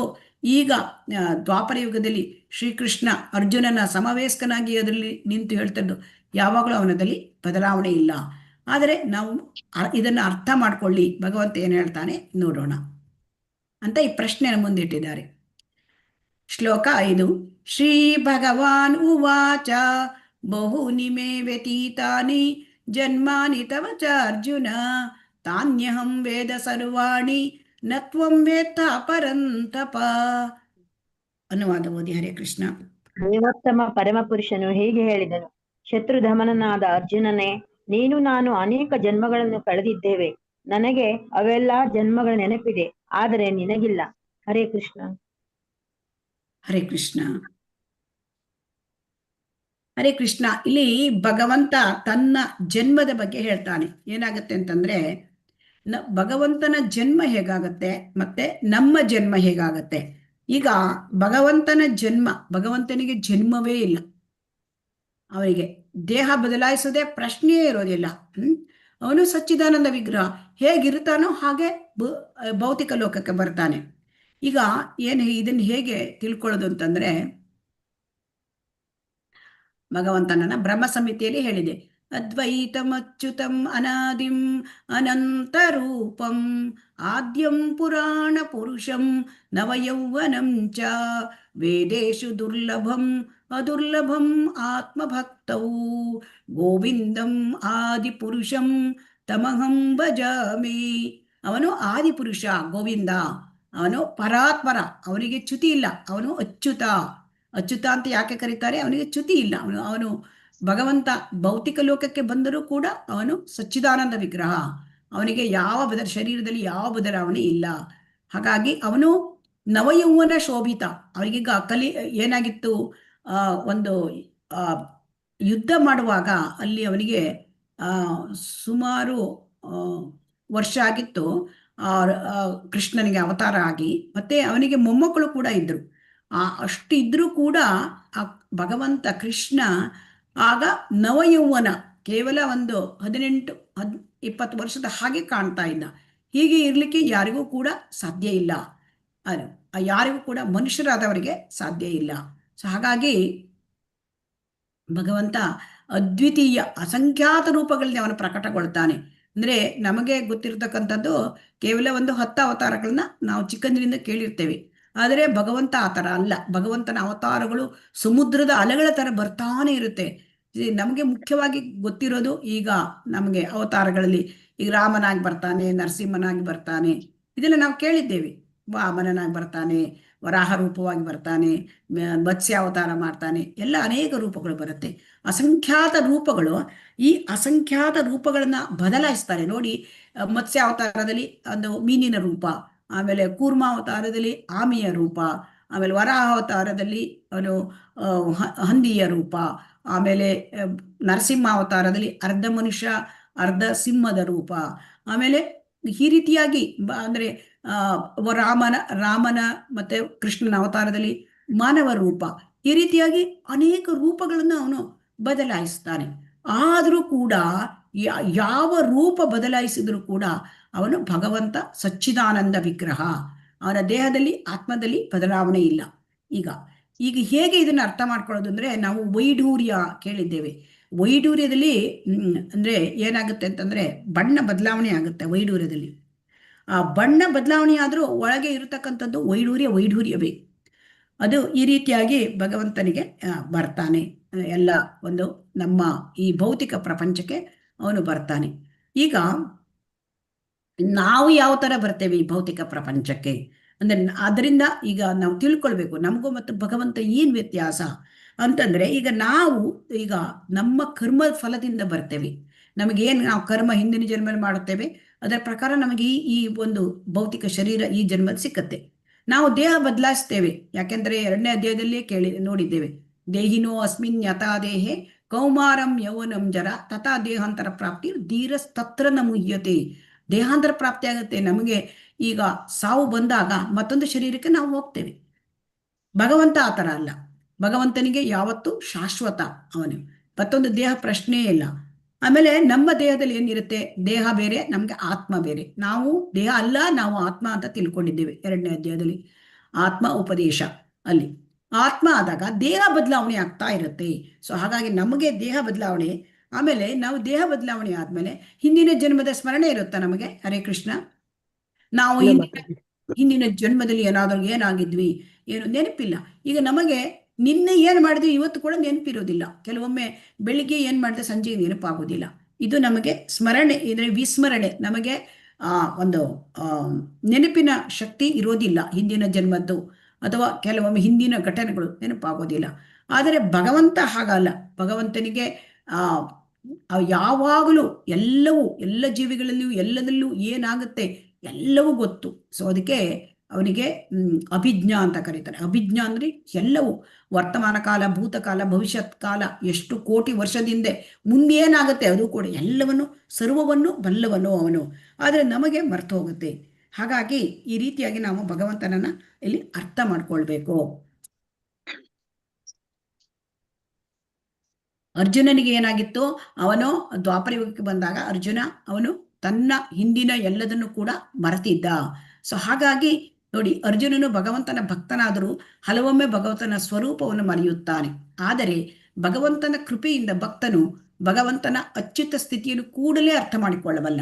ಈಗ ಭಗವಂತನ ಒಂದು ರೂಪವನ್ನ ಭಕ್ತರು ಮರೆಯಬಹುದು, ಭಕ್ತನಾದರೂ ಮರೆಯಬಹುದು. ಆದರೆ ಭಗವಂತ ಕೃಪೆ ತೋರಿಸಿ ಅವನು ತನ್ನ ಭಗವಂತನ ಅಲೌಕಿಕ ಸ್ಥಿತಿಯನ್ನು ಅರ್ಥ ಮಾಡ್ಕೊಳ್ಳಿಕ್ಕೆ ಅವನಿಗೆ ಅನುಗ್ರಹ ಕೊಡ್ತಾನೆ. ಹಾಗಾಗಿ ಇದು ಅರ್ಥ ಆಗತ್ತೆ. ತಾನು ಕೋಟ್ಯಂತರ ವರ್ಷಗಳ ಹಿಂದೆ ಮಾಡಿದ ಕಾರ್ಯಗಳು ಕೃಷ್ಣನಿಗೆ ನೆನಪಿದ್ದವು. ಆದರೆ ಕೃಷ್ಣ ಮತ್ತು ಅರ್ಜುನ ಇಬ್ಬರು ನಿತ್ಯರಾದರು. ಅರ್ಜುನನಿಗೆ ಇವುಗಳ ನೆನಪಿರಲಿಲ್ಲ. ಕೋಟ್ಯಾಂತರ ವರ್ಷಗಳ ಹಿಂದೆ ವಿವಸ್ವಾನಿಗೆ ತಾನು ಸೂರ್ಯ ದೇವನಿಗೆ ತಾನು ಈ ಭಗವದ್ಗೀತೆ ಕಲಿಸಿರೋದು ಕೃಷ್ಣನ ನೆನಪಿತ್ತು, ಆದರೆ ಅರ್ಜುನ ನೆನಪಿಲ್ಲ. ಹಾಗಾಗಿ ನಾವು ತಿಳ್ಕೊಳ್ಬೇಕು, ನಾವು ಈ ಚಿಕ್ಕ ಮೆದುಳಿನಿಂದ ಎಷ್ಟು ತಿಳ್ಕೊಳ್ಳಿಕ್ಕೆ ಸಾಧ್ಯ? ನೆನಪು ಇಲ್ಲಿ ಸಾಧ್ಯ ಇಲ್ಲ ನಮಗೆ. ಹಿಂದಿನ ಜನ್ಮದ್ದಾಗಲಿ ಅಥವಾ ಯಾವುದು ಕೂಡ ನಮಗೆ ತಿಳ್ಕೊಳ್ಳೋಕೆ ಸಾಧ್ಯ ಇಲ್ಲ. ಆದ್ದರಿಂದ ಭಗವಂತ ಏನು ಹೇಳ್ತಾನೆ ಭಗವದ್ಗೀತೆಯಲ್ಲಿ ಅದನ್ನು ನಾವು ಒಪ್ಪಿಕೊಳ್ಬೇಕು.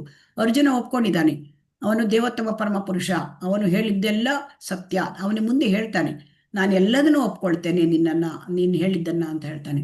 ಆಮೇಲೆ ಕೊನೆಯಲ್ಲಿ ನಾವು ನೋಡ್ತೇವೆ 18ನೇ ಅಧ್ಯಾಯ, ನಷ್ಟಮೋಹ ಸ್ಮೃತಿರ್ಲಬ್ಧ, ನಿನ್ನ ಹೇಳಿದ್ದೆಲ್ಲ ನನ್ನ ಮೋಹ ಎಲ್ಲ ಕಳೆದೋಯ್ತು, ನನಗೆ ಅರ್ಥ ಆಯ್ತು ಅಂತ ಹೇಳ್ತಾನೆ.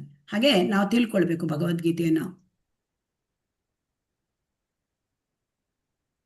ಈಗ ಶ್ಲೋಕ 6ಕ್ಕೆ ಹೋಗೋಣ.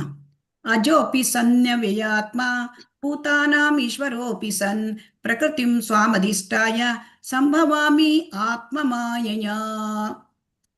ಹರೇ ಕೃಷ್ಣ. ಅನುವಾದ. ನನಗೆ ಹುಟ್ಟು ಎನ್ನುವುದಿಲ್ಲ, ನನ್ನ ಆಧ್ಯಾತ್ಮಿಕ ಶರೀರವು ಕ್ಷಯಿಸುವುದಿಲ್ಲ.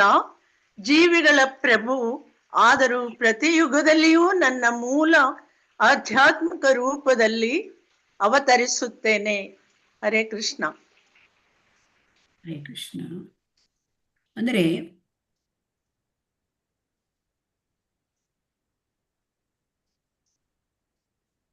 ಭಗವಂತ ಈಗ ಇಲ್ಲಿ ತನ್ನ ಜನ್ಮದ ವೈಚಿತ್ರ್ಯವನ್ನು ಹೇಳ್ತಾನೆ. ಅವನಿಗೆ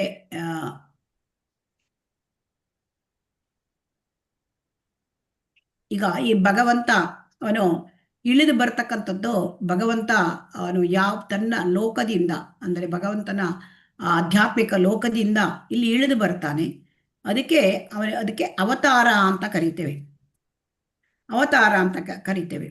ಆದರೆ ಭಗವಂತ ಈಗ ಇಲ್ಲಿ ಇಳಿದು ಬರ್ತಾನೆ.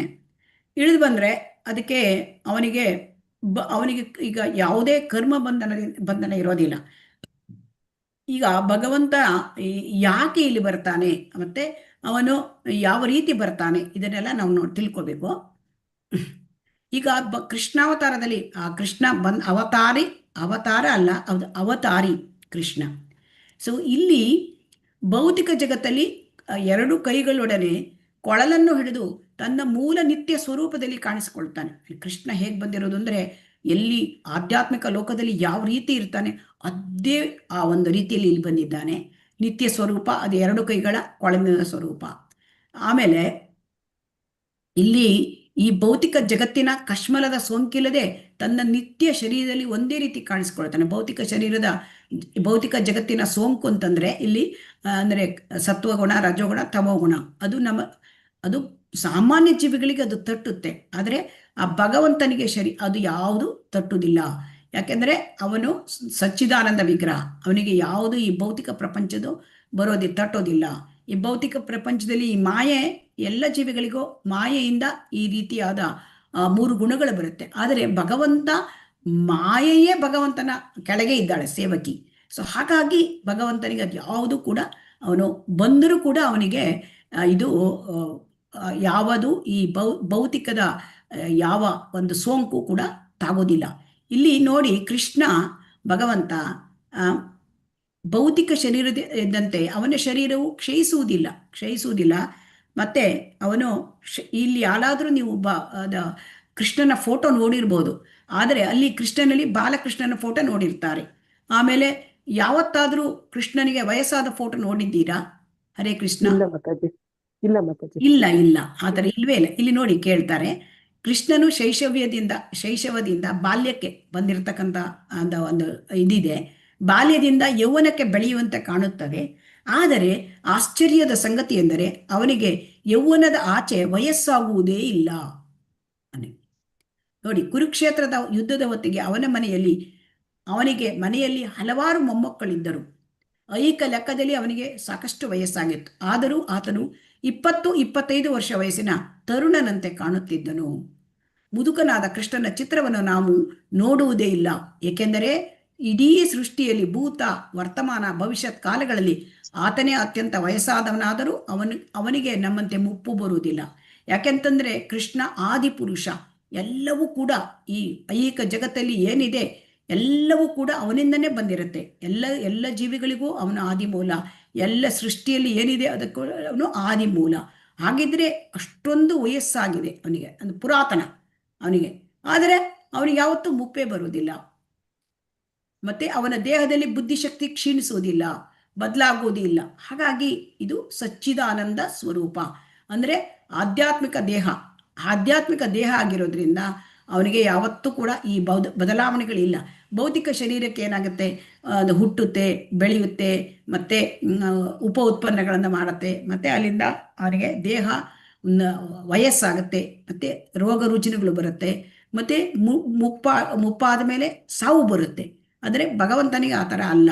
ಹಾಗಾದರೆ ಭಗವಂತ ಅದು ಅವತಾರ ತೆಗೆಯುವುದಂದ್ರೆ ಏನು ಅಂದರೆ, ಅವತಾರ ತೆಗೆಯುವುದು ಅಂತಂದರೆ ಈಗ ಸೂರ್ಯ ಇದನ್ನು ಹುಟ್ಟುವುದು ಮತ್ತು ಸೂರ್ಯ ಮುಳುವುದಕ್ಕೆ ಹೋಲಿಸಿದ್ದಾರೆ. ಸೂರ್ಯ ಹುಟ್ಟುತ್ತಾನೆ, ಸೂರ್ಯ ಮುಳುಗ್ತಾನೆ. ಸೂರ್ಯ ಮುಳುಗ್ತಾನೆ ಅಂತಂದರೆ ಅವನು ಮತ್ತೊಂದು ಕಡೆ ಸೂರ್ಯ ಉದಯ ಆಗತ್ತೆ. ಸೂರ್ಯ ಯಾವತ್ತೂ ಇರ್ತಾನೆ, ಅವನು ಮುಳುಗುತ್ತಾರೆ ಅಂದರೆ ಎಲ್ಲಿ ಹೋಗುವುದಿಲ್ಲ. ಮತ್ತೊಂದು ದೇಶದಲ್ಲಿ, ಈಗ ನಮ್ಮ ದೇಶದಲ್ಲಿ ಈಗ ಬೆಳಗಾಗ್ತಾ ಇದೆ, ಈಗ ಬೇರೆ ದೇಶಗಳಲ್ಲಿ, ಪಾಶ್ಚಿಮಾತ್ಯ ದೇಶದಲ್ಲಿ ಸಂಜೆ ಆಗ್ತಾ ಇದೆ. ಇದೇ ಥರ. ಯಾಕೆ ಅಂತಂದರೆ ಸೂರ್ಯ ಅಲ್ಲಿಂದ ಮರೆಯಾದ್ಮೇಲೆ ಇಲ್ಲಿ ಬರ್ತಾನೆ, ಈ ಥರ. ಸೊ ಆದ್ದರಿಂದ ಅದೇ ತರಹ ಭಗವಂತ ಕೃಷ್ಣ ಇಲ್ಲಿ ಒಂದು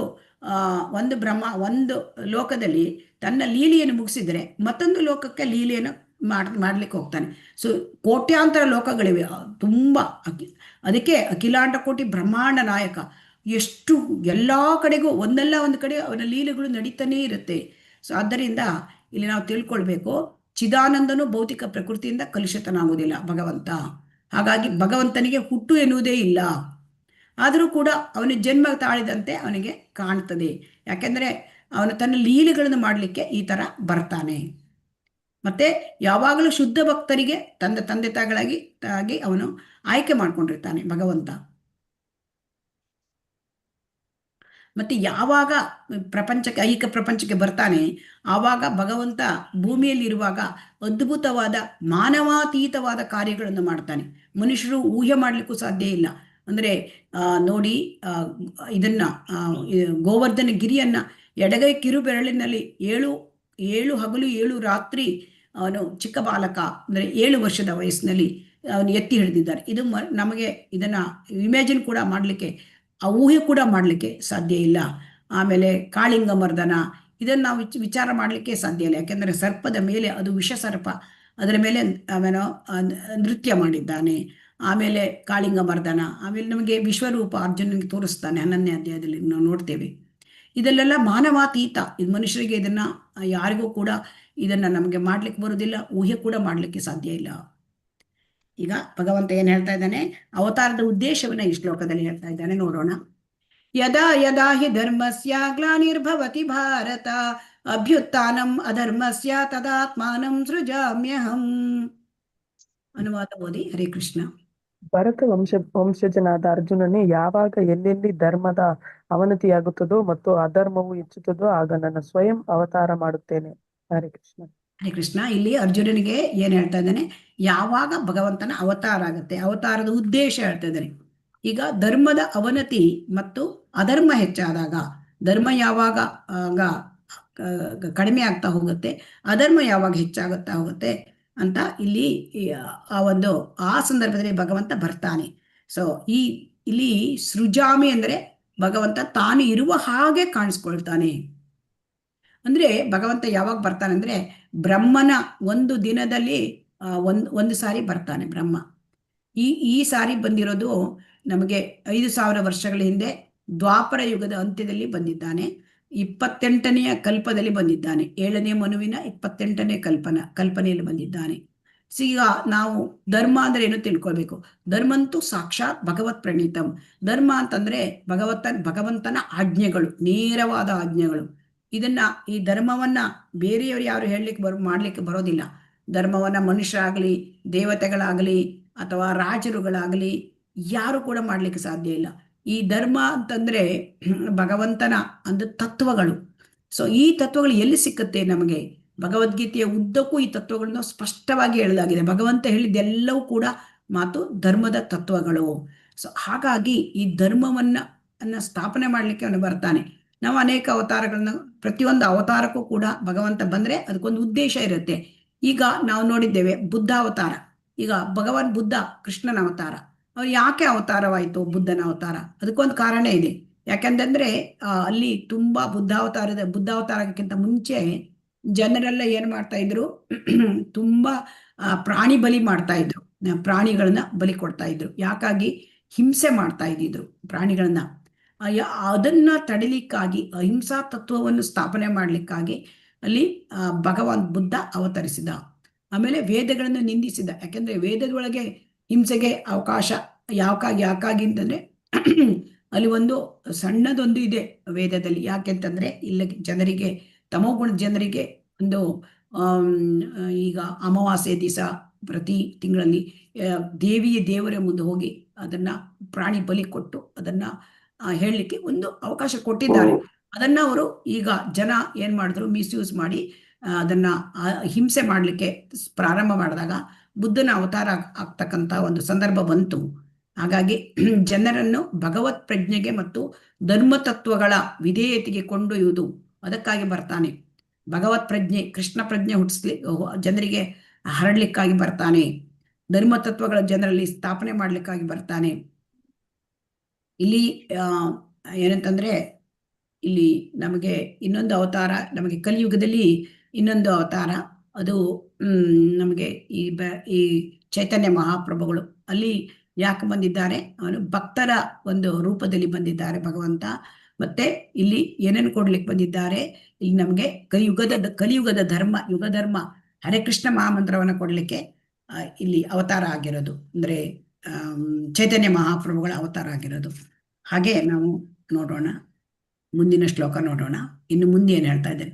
ಶ್ಲೋಕ 8.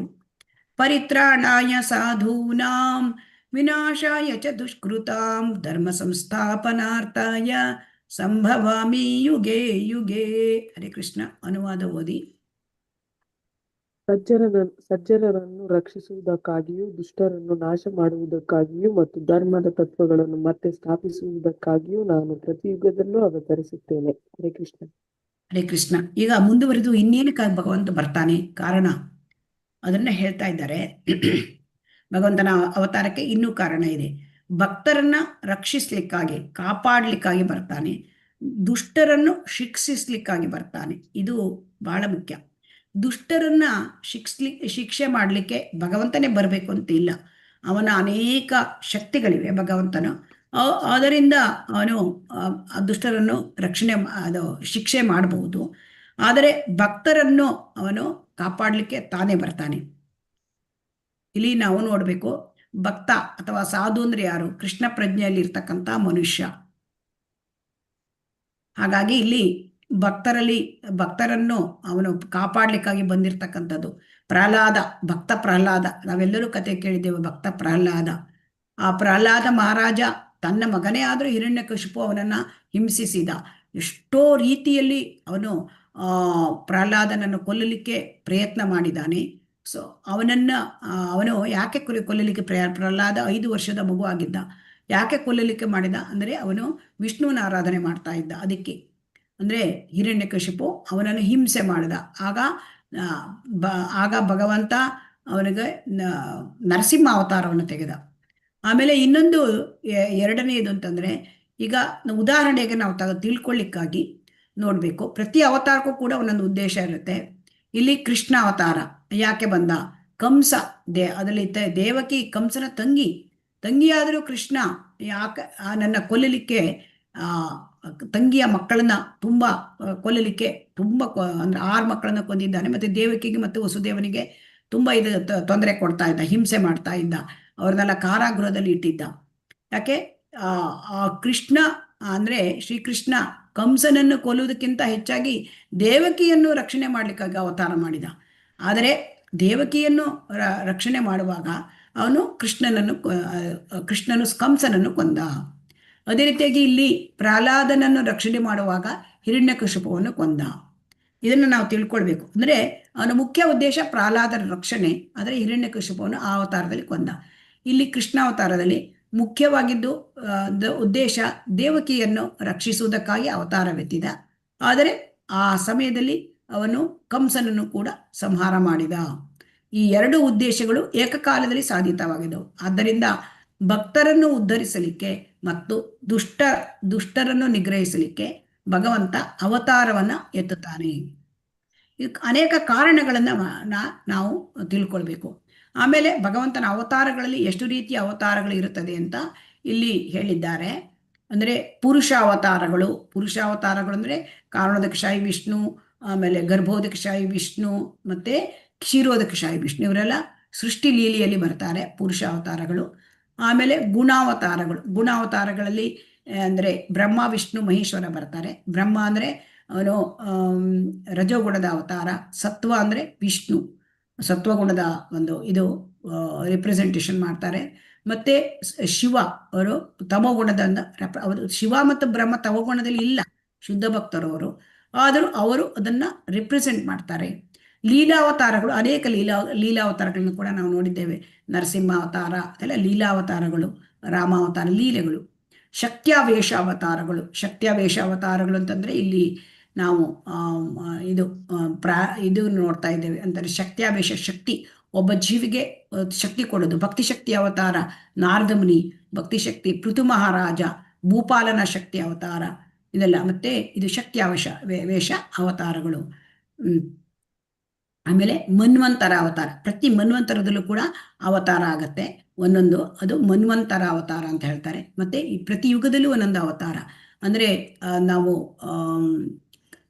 ಕೃತಯುಗದಲ್ಲಿ ಒಂದು ನರನಾರಾಯಣರು, ಆಮೇಲೆ ತ್ರೇತಾಯುಗದಲ್ಲಿ ರಾಮ ಅವತಾರ, ದ್ವಾಪರ ಯುಗದಲ್ಲಿ ಕೃಷ್ಣ, ಆಮೇಲೆ ಇದು ಕಲಿಯುಗದಲ್ಲಿ ಇಲ್ಲಿ ಚೈತನ್ಯ ಮಹಾಪ್ರಭುಗಳು. ಯುಗ ಅವತಾರ ಆಗತ್ತೆ, ಪ್ರತಿ ಯುಗದಲ್ಲೂ ಆಗತ್ತೆ. ಸೊ ಹಾಗಾಗಿ ಇಲ್ಲಿ ನಾವು ತಿಳ್ಕೊಳ್ಬೇಕು ಅವನು ಯಾಕೆ ಬರ್ತಾನೆ ಅಂತಂದ್ರೆ ಭಕ್ತರ ಸಂತೋಷ ಕೊಡ್ಲಿಕ್ಕೆ ಬರ್ತಾನೆ. ಯಾಕೆ ಬಂದಿದ್ದಾನೆ ಕೃಷ್ಣ? ಮೂಲವಾದ ಮತ್ತೊಂದು ಉದ್ದೇಶ ಅಂದ್ರೆ ತನ್ನ ಭಕ್ತರಿಗೆ ವೃಂದಾವನದಲ್ಲಿ ಲೀಲೆಗಳನ್ನು ಮಾಡಿ ತೋರಿಸ್ತಾನೆ. ಅದಕ್ಕಾಗಿಯೇ ಶ್ರೀಕೃಷ್ಣ ಕೊಡ್ತಾನೆ. ನೋಡಿ ಇಲ್ಲಿ ತುಂಬಾ ಚೆನ್ನಾಗಿದೆ. ಪರಿಶುದ್ಧ ಭಕ್ತರಿಗೆ ಕೃಷ್ಣನನ್ನು ಅವನ ವೃಂದಾವನದ ಮೂಲ ಲೀಲೆಗಳಲ್ಲಿ ಕಾಣಬೇಕೆಂದು ಬಹಳ ಕಾತುರ. ಅವರ ಆತಂಕವನ್ನು ತಣಿಸುವ ನಿರ್ದಿಷ್ಟ ಉದ್ದೇಶಕ್ಕಾಗಿ ಪ್ರಭು ಶ್ರೀಕೃಷ್ಣನು ಇಳಿದು ಬರುತ್ತಾನೆ. ಹಾಗಾಗಿ ಭಗವಂತ ಶುದ್ಧ ಭಕ್ತರಿಗೆ ಆನಂದ ಕೊಡ್ತಾನೆ ಬಂದಾಗ. ಇಲ್ಲಿ ಏನು ಗೊತ್ತಾ, ಈ ಒಂದು ಅವತಾರಗಳನ್ನು ಮಾಡಿದಾಗ ಅವನು ಭಕ್ತರಿಗೆ ತೃಪ್ತಿ ಕೊಡ್ಲಿಕ್ಕಾಗಿ ಅವತಾರ ಮಾಡಿದಾಗ ಅವನು ಏನ್ ಮಾಡ್ತಾನೆ, ಲೀಲೆಗಳನ್ನು ಮಾಡ್ತಾನೆ. ಆ ಲೀಲೆಗಳಂದ್ರೆ ಒಂದು ರೀತಿ ಝಲಕ್. ಈಗ ಸಿನಿಮಾದಲ್ಲಿ ಟ್ರೇಲರ್ ಇದ್ದಾಗೆ ಅದನ್ನ ನೋಡಿ ಜನರಿಗೆ ಅಂದ್ರೆ ಆಕರ್ಷಣೆಯಾಗಿ ಭಗವಂತನ ಲೋಕಕ್ಕೆ ಹೋಗಲಿಕ್ಕೆ ಆಕರ್ಷಣೆ ಆಗತ್ತೆ. ಅದಕ್ಕೆ ಅವತಾರಗಳನ್ನ ಎತ್ತುತ್ತಾರೆ. ಸೊ ಮುಖ್ಯವಾದ ಉದ್ದೇಶ ಅವರು ಲೀಲೆಗಳನ್ನು ಮಾಡ್ತಾರೆ. ಆ ಲೀಲಾಕಥೆಗಳನ್ನ ನಾವು ಶ್ರವಣ ಮಾಡಿದ್ರೆ ಭಗವಂತನ ಮೇಲೆ ನಮಗೆ ಆಕರ್ಷಣೆ ಉಂಟಾಗತ್ತೆ. ಆಗ ನಮಗೆ ಭಗವಂತನ ಲೋಕಕ್ಕೆ ಹೋಗಲಿಕ್ಕೆ ನಮಗೆ ಒಂದು ಪ್ರೇರೇಪಣೆ ಆಗತ್ತೆ. ಚೈತನ್ಯ ಮಹಾಪ್ರಭುಗಳು ಬಂದಿರೋದು ಕೂಡ ಸಂಕೀರ್ತನ ಆಂದೋಲನ ಮಾಡಿ ಎಲ್ಲರಿಗೂ ಕೂಡ ಕಲಿಯುಗದ ಯುಗಧರ್ಮ ಸಂಕೀರ್ತನ ಮತ್ತೆ ಜಪ, ಹರೇ ಕೃಷ್ಣ ಮಹಾಮಂತ್ರ ಅದನ್ನು ಕೊಡ್ಲಿಕ್ಕಾಗಿ ಇಲ್ಲಿ ಚೈತನ್ಯ ಮಹಾಪ್ರಭುಗಳಾಗಿ ಅವತಾರ ಮಾಡಿದ್ದಾರೆ. ಶ್ಲೋಕ 9ಕ್ಕೆ ಹೋಗೋಣ. ಜನ್ಮ ಕರ್ಮ ಚಮೇ ದಿವ್ಯಂ ಏವಂ ಯೋ ವೇತಿ ತತ್ವತಃ ತ್ಯಕ್ತ್ವಾ ದೇಹಂ ಪುನರ್ಜನ್ಮ ನೈತಿ ಮಾಮೇತಿ ಸೋರ್ಜುನ. ಅನುವಾದ ಓದಿ. ಹರೇ ಕೃಷ್ಣ. ಅರ್ಜುನನೇ, ಯಾರು ಹೀಗೆ ನನ್ನ ಹುಟ್ಟಿನ ಮತ್ತು ಕರ್ಮಗಳ ದಿವ್ಯ ಸ್ವರೂಪವನ್ನು ಯಥಾರ್ಥವಾಗಿ ತಿಳಿದುಕೊಳ್ಳುವರು ಅವರು ದೇಹ ತ್ಯಾಗ ಮಾಡಿದ ನಂತರ ಮತ್ತೆ ಈ ಐಹಿಕ ಜಗತ್ತಿನಲ್ಲಿ ಹುಟ್ಟುವುದಿಲ್ಲ. ಅವರು ನನ್ನ ನಿತ್ಯ ನಿವಾಸಕ್ಕೆ ಬರುತ್ತಾರೆ. ಹರೇ ಕೃಷ್ಣ. ಹರೇ ಕೃಷ್ಣ. ಈಗ ನಮ್ಗೆ ಇದು ತುಂಬಾ ಮುಖ್ಯವಾದ ವಿಚಾರ. ಯಾರು ನಾವು ಈ ಐಹಿಕ ಜಗತ್ತಿಂದ ಪಾರಾಗ್ಲಿಕ್ಕೆ, ಭಗವಂತನ ಲೋಕಕ್ಕೆ ಹೋಗ್ಲಿಕ್ಕೆ ನಾವು ಹೇಗಿರ್ಬೇಕು ಅದನ್ನ ಇಲ್ಲಿ ಹೇಳ್ತಾ ಇದ್ದಾರೆ. ಹೇಗೆ ಸಾಧ್ಯ ಅಂತ. ಅದು ಯಾರು ಭಗವಂತನ ಹುಟ್ಟು ಮತ್ತು ಕರ್ಮ, ಭಗವಂತ ಹೇಗೆ ಬರ್ತಾನೆ, ಅವನು ಹುಟ್ಟೇ ಇಲ್ಲ ಭಗವಂತನಿಗೆ, ನಾವು ನೋಡಿದ್ದೇವೆ. ಮತ್ತೆ ಭಗವಂತ ಅವನು ಏನು ಚಟುವಟಿಕೆಗಳನ್ನು ಮಾಡ್ತಾನೆ ಇದನ್ನ ತಿಳ್ಕೊಳ್ಳೋದು ಕಷ್ಟ. ಇದು ಭಗವಂತನ ಹುಟ್ಟು ದಿವ್ಯವಾದದ್ದು, ಭಗವಂತನ ಕಾರ್ಯ ಚಟುವಟಿಕೆಗಳು ಕೂಡ ದಿವ್ಯವಾದದ್ದು. ಸೊ ಹಾಗಾಗಿ ಇದನ್ನ ನಾವು ತಿಳಿದರೆ ಈ ಒಂದು ಪರಮ ಭಗವಂತನ ಅವತಾರದ ಸತ್ಯವನ್ನು ಅರ್ಥ ಮಾಡಿಕೊಂಡು, ಆಮೇಲೆ ಅವನ ಅವತಾರ ಲೀಲೆಗಳನ್ನು ನಾವು ಅರ್ಥ ಮಾಡಿಕೊಂಡ್ರೆ ನಾವು ಭಗವಂತನ ಈ ಒಂದು ಭೌತಿಕ ಲೋಕದಲ್ಲಿ ನಮ್ಮ ಪಾಪಗಳೆಲ್ಲ ಕಳೆದು ನಾವು ಭಗವದ್ಧಾಮಕ್ಕೆ ಹೋಗ್ಬೋದು. ಮತ್ತೆ ಇದನ್ನ ಹೇಗೆ ಸಾಧ್ಯ ಅಂತಂದ್ರೆ ಭಗವದ್ಗೀತೆ, ಭಾಗವತ ಇದನ್ನ ನಾವು ಶ್ರದ್ಧೆಯಿಂದ ನಾವು ಕೇಳಬೇಕು. ಆಮೇಲೆ ಶ್ರದ್ಧೆಯಿಂದ ಶ್ರವಣ ಮಾಡಬೇಕು. ಶ್ರವಣ ಮಾಡಿ ನಾವು ಆಮೇಲೆ ನಿಧಾನವಾಗಿ ನಾವು ಕೃಷ್ಣ ಪ್ರಜ್ಞೆಯನ್ನು ಬೆಳೆಸ್ಕೊಂಡ್ರೆ ಆ ಮೂಲಕ ನಾವು ಪರಿಪೂರ್ಣತೆಯನ್ನು ಪಡ್ಕೊಳ್ಳೋದು. ಪರಿಪೂರ್ಣತೆಯನ್ನು ಪಡ್ಕೊಳ್ಳೋದಂದ್ರೆ ನಾವು ತುಂಬ ಭಗವಂತನ ಲೋಕಕ್ಕೆ ಹೋಗ್ಲಿಕ್ಕೆ ಅರ್ಹತೆಯನ್ನು ಪಡ್ಕೊಳ್ಳೋದು. ಹಾಗಾಗಿ ಯಾರು ಇದನ್ನೆಲ್ಲ ತಿಳ್ಕೊಳ್ತಾರೆ ಅವರಿಗೆ ಈ ಒಂದು ಭೌತಿಕ ಲೋಕದಿಂದ ಮುಕ್ತಿ ಪಡಿಲಿಕ್ಕೆ ಸಾಧ್ಯ. ಅದನ್ನೇ ಇಲ್ಲಿ ಹೇಳ್ತಾ ಇದ್ದಾರೆ. ದೇವೋತ್ತಮ ಪರಮಪುರುಷನಾದ ಭಗವಂತನನ್ನು ತಿಳಿದುಕೊಂಡ ಮಾತ್ರದಿಂದಲೇ ಮನುಷ್ಯನು ಹುಟ್ಟು ಸಾವುಗಳಿಂದ ಪಾರಾಗಿ ಮುಕ್ತಿಯ ಪೂರ್ಣ ಸ್ಥಿತಿಯನ್ನು ತಲುಪಬಹುದು. ಈ ಪರಿಪೂರ್ಣತೆಯನ್ನು ಸಾಧಿಸಲು ಬೇರೆ ಯಾವ ಮಾರ್ಗವೂ ಇಲ್ಲ, ಬೇರೆ ದಾರಿಯೇ ಇಲ್ಲ ಎನ್ನುವುದು ಇಲ್ಲಿ ಶ್ವೇತಾಶ್ವತಾರ ಉಪನಿಷತ್ತಿನಲ್ಲಿ ಹೇಳಿದ್ದಾರೆ. ಹಾಗಾಗಿ ಭಗವಂತನ ಬಗ್ಗೆ ತಿಳ್ಕೊಳ್ಬೇಕು. ಭಗವಂತನ ಆ ಜನ್ಮ, ಅವನ ಚಟುವಟಿಕೆ ಇವೆಲ್ಲ ದಿವ್ಯವಾದದ್ದು. ಇದನ್ನೆಲ್ಲ ತಿಳ್ಕೊಳ್ಬೇಕು ಅಂದ್ರೆ ಭಗವದ್ಗೀತೆಯನ್ನು ನಾವು ಕೇಳಬೇಕು. ಭಗವದ್ಗೀತೆಯನ್ನು ನಾವು ಭಕ್ತರ ಮೂಲಕ ಕೇಳಿ ಅರ್ಥ ಮಾಡ್ಕೊಳ್ಬೇಕು. ಇದಕ್ಕೆ ಹೇಳ್ತಾರೆ, ಕೃಷ್ಣನನ್ನು ದೇವೋತ್ತಮ ಪರಮ ಪುರುಷನ ಎಂದು ಅರಿಯದವರು ಖಂಡಿತವಾಗಿ ತಮೋಗುಣದಲ್ಲಿದ್ದಾರೆ. ಯಾರು ಭಗವಂತ ಕೃಷ್ಣ ಅಂತ ತಿಳ್ಕೊಳ್ಳೋದಿಲ್ಲ ಅವರು ತಮೋಗುಣದಲ್ಲಿದ್ದಾರೆ ಅಂತ ಇಲ್ಲಿ ಹೇಳ್ತಾ ಇದ್ದಾರೆ ಶ್ರೀಲ ಪ್ರಭುಪಾದರು. ಅವನು ಜೇನುತುಪ್ಪದ ಸೀಸೆಯ ಹೊರಭಾಗವನ್ನು ನೆಕ್ಕಿದ ಮಾತ್ರಕ್ಕೆ ಭಗವದ್ಗೀತೆಯನ್ನು ಐಕ ವಿದ್ವತ್ತಿಗೆ ಅನುಗುಣವಾಗಿ ವ್ಯಾಖ್ಯಾನ ಮಾಡಿದ್ದಕ್ಕೆ ಮುಕ್ತಿಯನ್ನು ಪಡೆಯಲಾರನು. ಅಂದ್ರೆ ಯಾರು ಭಗವದ್ಗೀತೆಯನ್ನ ಸರಿಯಾಗಿ ಅರ್ಥ ಮಾಡ್ಕೊಳ್ಬೇಕು ಅಂತಂದ್ರೆ ಅವರು ಮಾಡ್ಕೋತಾರೆ. ಅಂದ್ರೆ ಭಗವದ್ಗೀತೆಯನ್ನ ಇಲ್ಲಿ ಹೋಲಿಸಿದ್ದಾರೆ ಅರ್ಥ ಮಾಡ್ಕೊಳ್ಳೋದನ್ನ. ಜೇನುತುಪ್ಪ ನಮ್ಗೆ ರುಚಿ ನೋಡ್ಬೇಕು, ಅದರ ಸವಿಯನ್ನು ನಾವು ಪಡಿಬೇಕು ಅಂದ್ರೆ ಆ ಶೀಶೆಯ ಆ ಮುಚ್ಚಳವನ್ನು ತೆಗೆದು ನಾವು ಅದನ್ನ ತೆಗೆದು ನೆಕ್ಕಬೇಕು. ಅದು ಬಿಟ್ಟು ಜೇನುತುಪ್ಪದ ಸೀಸೆಯ ಹೊರಭಾಗವನ್ನು ನೆಕ್ಕಿದ್ರೆ ಒಳಗಿನ ಜೇನುತುಪ್ಪ ನಮಗೆ ಸಿಕ್ಕುತ್ತಾ? ಇಲ್ಲ. ಸೊ ಅದರ ರುಚಿ ಗೊತ್ತಾಗುತ್ತಾ? ಇಲ್ಲ. ಹಾಗೆಯೇ ಭಗವದ್ಗೀತೆಯನ್ನು ಕೂಡ ಅರ್ಥ ಮಾಡ್ಕೊಳ್ಬೇಕಾದ್ರೆ ನಾವು ಸರಿಯಾದ ಅಂದ್ರೆ ಆ ಒಂದು ಸಂಪ್ರದಾಯದಿಂದ ಬಂದಿರತಕ್ಕಂಥ ಆ ಗುರು ಮುಖಾಂತರ ನಾವು ಅದನ್ನ ಅರ್ಥ ಮಾಡ್ಕೊಳ್ಬೇಕು. ಹಾಗಾಗಿ ಯಾವುದೇ ಒಂದು ನೋಡಿ ಇಲ್ಲಿ ಗರ್ವಿತರಾದ ಲೌಕಿಕ ವಿದ್ವಾಂಸರು ಅವರು ಮಾಡ್ತಕ್ಕಂಥ ವಿದ್ವತ್ತಿಗೆ ಅನುಗುಣವಾಗಿ ವ್ಯಾಖ್ಯಾನ ಮಾಡಿದರೆ ಅದನ್ನ ನಾವು ತಗೋಬಾರ್ದು ಅಂತ ಇಲ್ಲಿ ಹೇಳ್ತಾ ಇದ್ದಾರೆ. ಅದು ಅವರು ನಮಗೆ ಸರಿಯಾಗಿ ಭಗವಂತನ ಬಗ್ಗೆ ನಮ್ಗೆ ಹೇಳುವುದೇ ಇಲ್ಲ. ಎಷ್ಟೋ ಆವೃತ್ತಿಗಳು ಹೇಳ್ತಾರೆ. ನೀವು ನೋಡಿರ್ಬಹುದು, ಅದನ್ನು ಓದಿದ್ರೆ ನಮಗೆ ಅರ್ಥ ಆಗತ್ತೆ. ಬೇರೆ ಆವೃತ್ತಿಗಳನ್ನೆಲ್ಲ ಓದಿರಿ. ಅದಕ್ಕೆ ನಮಗೆ ಸರಿಯಾದ ಭಗವಂತ ಕೃಷ್ಣನ ಬಗ್ಗೆ ಸರಿಯಾದ ಅವನ ಒಂದು ಜನ್ಮ, ಅವನ ಕಾರ್ಯಗಳು, ಅದು ದಿವ್ಯತೆ, ಅದನ್ನು ನಮಗೆ ಅವರು ಸ್ಪಷ್ಟತೆಯನ್ನು ಕೊಡೋದಿಲ್ಲ. ಯಾಕೆಂದ್ರೆ ಅಲ್ಲಿ ಲೌಕಿಕವಾಗಿ ಬರೆದಿರ್ತಕ್ಕಂಥ ವ್ಯಾಖ್ಯಾನಕಾರರು ಭಗವಂತ ದೇವೋತ್ತಮ ಪರಮಪುರುಷ ಅಂತ ಅದನ್ನ ಅವರು ಅಕ್ಸೆಪ್ಟ್ ಮಾಡ್ಕೊಂಡಿರೋದಿಲ್ಲ. ಅದಕ್ಕೆ ಅಲ್ಲಿ ತೊಂದರೆ ಬಂದಿರೋದು. ಅದಕ್ಕೆ ನಾವು ಪರಂಪರೆಯಿಂದ ಬಂದಿರತಕ್ಕಂಥ ಆ ಪರಂಪರೆಯಲ್ಲಿ ಸದ್ಗುರುವು ಅವರಿಂದ ನಾವು ಈ 4 ಪರಂಪರೆಗಳನ್ನು ನಾವು ನೋಡಿದ್ದೇವೆ. ಆ ಪರಂಪರೆ ಮೂಲ ಇರ್ತಕ್ಕಂತಹ ಒಂದು ಭಗವದ್ಗೀತೆಯನ್ನ ಅವರು ಬರೆದಿರ್ತಕ್ಕಂಥ ವ್ಯಾಖ್ಯಾನ ಓದಿದ್ರೆ ನಮಗೆ ಅರ್ಥ ಆಗತ್ತೆ. ಇದು ತುಂಬಾ ಮುಖ್ಯವಾದ ಶ್ಲೋಕ 10. ವೀತರಾಗ ಭಯಕ್ರೋಧ ಮನ್ಮಯ ಮಾಮುಪಾಶ್ರಿತಾಃ ಬಹವೋ ಜ್ಞಾನ ತಪಸ ಪೂತ ಮದ್ಭಾವಮಾಗತಾಃ. ಅನುವಾದ ಓದಿ. ಹರೇ ಕೃಷ್ಣ. ಭಯ, ರಾಗ, ಕ್ರೋಧಗಳನ್ನು ತ್ಯಜಿಸಿ ಅನೇಕರು ಸಂಪೂರ್ಣವಾಗಿ ನನ್ನಲ್ಲಿಯೇ ಮನಸ್ಸುಳ್ಳವರಾಗಿ ನನ್ನಲ್ಲಿ ಆಶ್ರಯ ಪಡೆದಿದ್ದಾರೆ. ನನ್ನ ಜ್ಞಾನದಿಂದ ಪರಿಶುದ್ಧರಾಗಿದ್ದಾರೆ. ಹೀಗೆ ಅವರು ನನ್ನಲ್ಲಿ ದಿವ್ಯ ಪ್ರೇಮವನ್ನು ಪಡೆದಿದ್ದಾರೆ. ಹರೇ ಕೃಷ್ಣ. ಹರೇ ಕೃಷ್ಣ. ಇಲ್ಲಿ ಭಗವಂತನಲ್ಲಿ ಆಶ್ರಯ ತೆಗೆದುಕೊಳ್ಳೋದು ಮತ್ತೆ ಭಗವಂತನಲ್ಲಿ ಪ್ರೇಮವನ್ನು ನಾವು ಪಡ್ಕೊಳ್ಳೋದು, ಇದು ಹೇಗೆ ಸಾಧ್ಯ ಅಂತ ನಮಗೆ ಪ್ರಶ್ನೆ ಬರುತ್ತೆ. ಅದಕ್ಕೆ ಭಗವಂತ ಉತ್ತರ ಕೊಟ್ಟಿದ್ದಾನೆ. ಏನಂತ ಹೇಳ್ತಾನೆ ಇಲ್ಲಿ? ಭಯ, ರಾಗ, ಕ್ರೋಧ ಈ 3 ತ್ಯಜಿಸಬೇಕು ಅಂತ. ಇಲ್ಲಿ ನಮಗೆ ಮುಖ್ಯವಾಗಿ ಇಲ್ಲಿ ರಾಗ ಅಂದ್ರೆ ಅಟ್ಯಾಚ್ಮೆಂಟ್. ನಮಗೆ ಭೌತಿಕ ಲೋಕದಲ್ಲಿ ತುಂಬಾ ಅಟ್ಯಾಚ್ಮೆಂಟ್ಸ್ಗಳಿವೆ. ನಮಗೆ ನಮ್ಮ ಒಂದು ಕುಟುಂಬ ಸಂಬಂಧಿಗಳು, ತಂದೆ ತಾಯಿ, ಗಂಡ ಹೆಂಡತಿ, ಮಕ್ಕಳು, ಇವರ ಮೇಲೆಲ್ಲ ಅಟ್ಯಾಚ್ಮೆಂಟ್ಸ್ ಇರುತ್ತೆ. ನಮಗೆ ಸಮಾಜದ ಮೇಲೆ ಅಟ್ಯಾಚ್ಮೆಂಟ್ ಇರುತ್ತೆ. ಆಮೇಲೆ ನಮ್ಮ ಮೇಲೆ, ನಮ್ಮ ದೇಹದ ಮೇಲೆ ನಮಗೆ ಅಟ್ಯಾಚ್ಮೆಂಟ್ಸ್, ರಾಗ ಅಂದ್ರೆ ಅಟ್ಯಾಚ್ಮೆಂಟು ಇರುತ್ತೆ. ಆಮೇಲೆ ಈ ರೀತಿಯಾದಾಗ ನಮಗೇನಾಗುತ್ತೆ, ಕೆಲವೊಮ್ಮೆ ಭಯ ಬರುತ್ತೆ. ಭಯ ಯಾತಕ್ಕೆ ಬರುತ್ತೆ? ಭಯ ಯಾಕೆ ಬರುತ್ತೆ ಅಂದರೆ ಕೃಷ್ಣನನ್ನು ಮರೆತಿರೋದ್ರಿಂದ ಭಯ ಬರುತ್ತೆ. ಮತ್ತು ಈ ಅಟ್ಯಾಚ್ಮೆಂಟಿಂದ ಭಯ ಬರುತ್ತೆ. ಏನಾಗುತ್ತೆ ನಾಳೆಗೆ, ಮುಂದೆ ಏನಾಗುತ್ತೆ, ಕಷ್ಟ ಏನು ಬರ್ಬೋದು, ಇದೆಲ್ಲ ಭಯ ಆಗುತ್ತೆ ನಮಗೆ. ಯಾಕೆ ಅಂದರೆ ಈ ಭೌತಿಕ ಪ್ರಪಂಚದಲ್ಲೇ ಭಯ ಬರುತ್ತೆ. ಅದು ಆತಂಕಗಳು, ಒಂದಾದ ಮೇಲೆ ಒಂದು ಆತಂಕಗಳು, ಭಯ ಬರುತ್ತೆ. ಆಮೇಲೆ ಕ್ರೋಧ ಯಾಕೆ ಬರುತ್ತೆ ಅಂತಂದ್ರೆ, ಈಗ ನೋಡಿ, ಭಯ, ರಾಗ ಅಂದ್ರೆ ಅಟ್ಯಾಚ್ಮೆಂಟ್ ಅಲ್ವಾ. ಈಗ ಆ ಒಂದು ಅಟ್ಯಾಚ್ಮೆಂಟ್ ಇದಕ್ಕೆ ಏನು ಹೇಳ್ತಾರೆ, ವ್ಯಾಮೋಹ. ಸೊ ಅದಕ್ಕೆ ಅಟ್ಯಾಚ್ಮೆಂಟ್ ಇದ್ದಾಗ ಏನಾಗುತ್ತೆ, ನಮಗೆ ಇಚ್ಛೆಗಳು ಬರುತ್ತೆ. ಅದು ಬೇಕು ಇದು ಬೇಕು ಅಂತ ಇಚ್ಛೆಗಳು ಬರುತ್ತೆ. ಆ ಇಚ್ಛೆಗಳು ಪೂರೈಕೆ ಆದರೆ ನಮಗೆ ಮತ್ತು ಇಚ್ಛೆಗಳು ಬರುತ್ತೆ. ಅದಕ್ಕೆ ಅದು ಪೂರೈಕೆ ಆಗದೆ ಹೋದರೆ ನಮಗೆ ಕ್ರೋಧ, ಸಿಟ್ಟು ಬಂದ್ಬಿಡುತ್ತೆ. ನಮಗೊಂದು ಎಕ್ಸ್ಪೆಕ್ಟೇಷನ್ ಇರುತ್ತೆ ಹೀಗೆ ಅಂತ, ಹಾಗಾಗದೆ ಇದ್ರೆ ನಮಗೆ ಸಿಟ್ಟು ಬಂದ್ಬಿಡುತ್ತೆ, ಕ್ರೋಧ ಬಂದ್ಬಿಡುತ್ತೆ. ಸೊ ಹಾಗಾಗಿ ಇದನ್ನ ತ್ಯಜಿಸಬೇಕು ಅಂತ ಹೇಳ್ತಾ ಇದ್ದಾನೆ. ಸೊ ಇದನ್ನು ಹೇಗೆ ತ್ಯಜಿಸಬೇಕು ಅದನ್ನ ಮುಂದೆ ಹೇಳ್ತಾ ಇದ್ದಾರೆ. ಈ ಮೂರನ್ನ ನಾವು ತ್ಯಜಿಸಬೇಕು. ಇದು ತ್ಯಜಿಸಿದರೆ ಭಗವಂತನ ಮೇಲೆ ನಮಗೆ ಮನಸ್ಸು ಬರಲಿಕ್ಕೆ ಸಾಧ್ಯ. ನನ್ನಲ್ಲಿಯೇ ಮನಸ್ಸು ಉಳ್ಳವರಾಗಿ, ಆಮೇಲೆ ನನ್ನಲ್ಲಿ ಆಶ್ರಯ ಪಡೆದಿದ್ದಾರೆ. ಸೊ ರಾಗ, ಭಯ, ಕ್ರೋಧ ಇವುಗಳನ್ನು ತ್ಯಜಿಸಿ ಭಗವಂತನಲ್ಲಿ ಮನಸ್ಸು ಉಳ್ಳವರಾಗಿ ಭಗವಂತನಲ್ಲಿ ಆಶ್ರಯವನ್ನು ಪಡೆಯುವುದು. ಆಗ ಭಗವಂತನ ಜ್ಞಾನ ನಮಗೆ ಅರ್ಥ ಆಗತ್ತೆ. ಜ್ಞಾನದಿಂದ ಪರಿಶುದ್ಧ ಆಗಬೇಕು. ಯಾಕೆಂದ್ರೆ ಇಲ್ಲಿ ನಮಗೆ ಏನಾಗಿದೆ, ನಮ್ಮ ಹೃದಯ ಕಲ್ಮಶಯುಕ್ತವಾಗಿದೆ.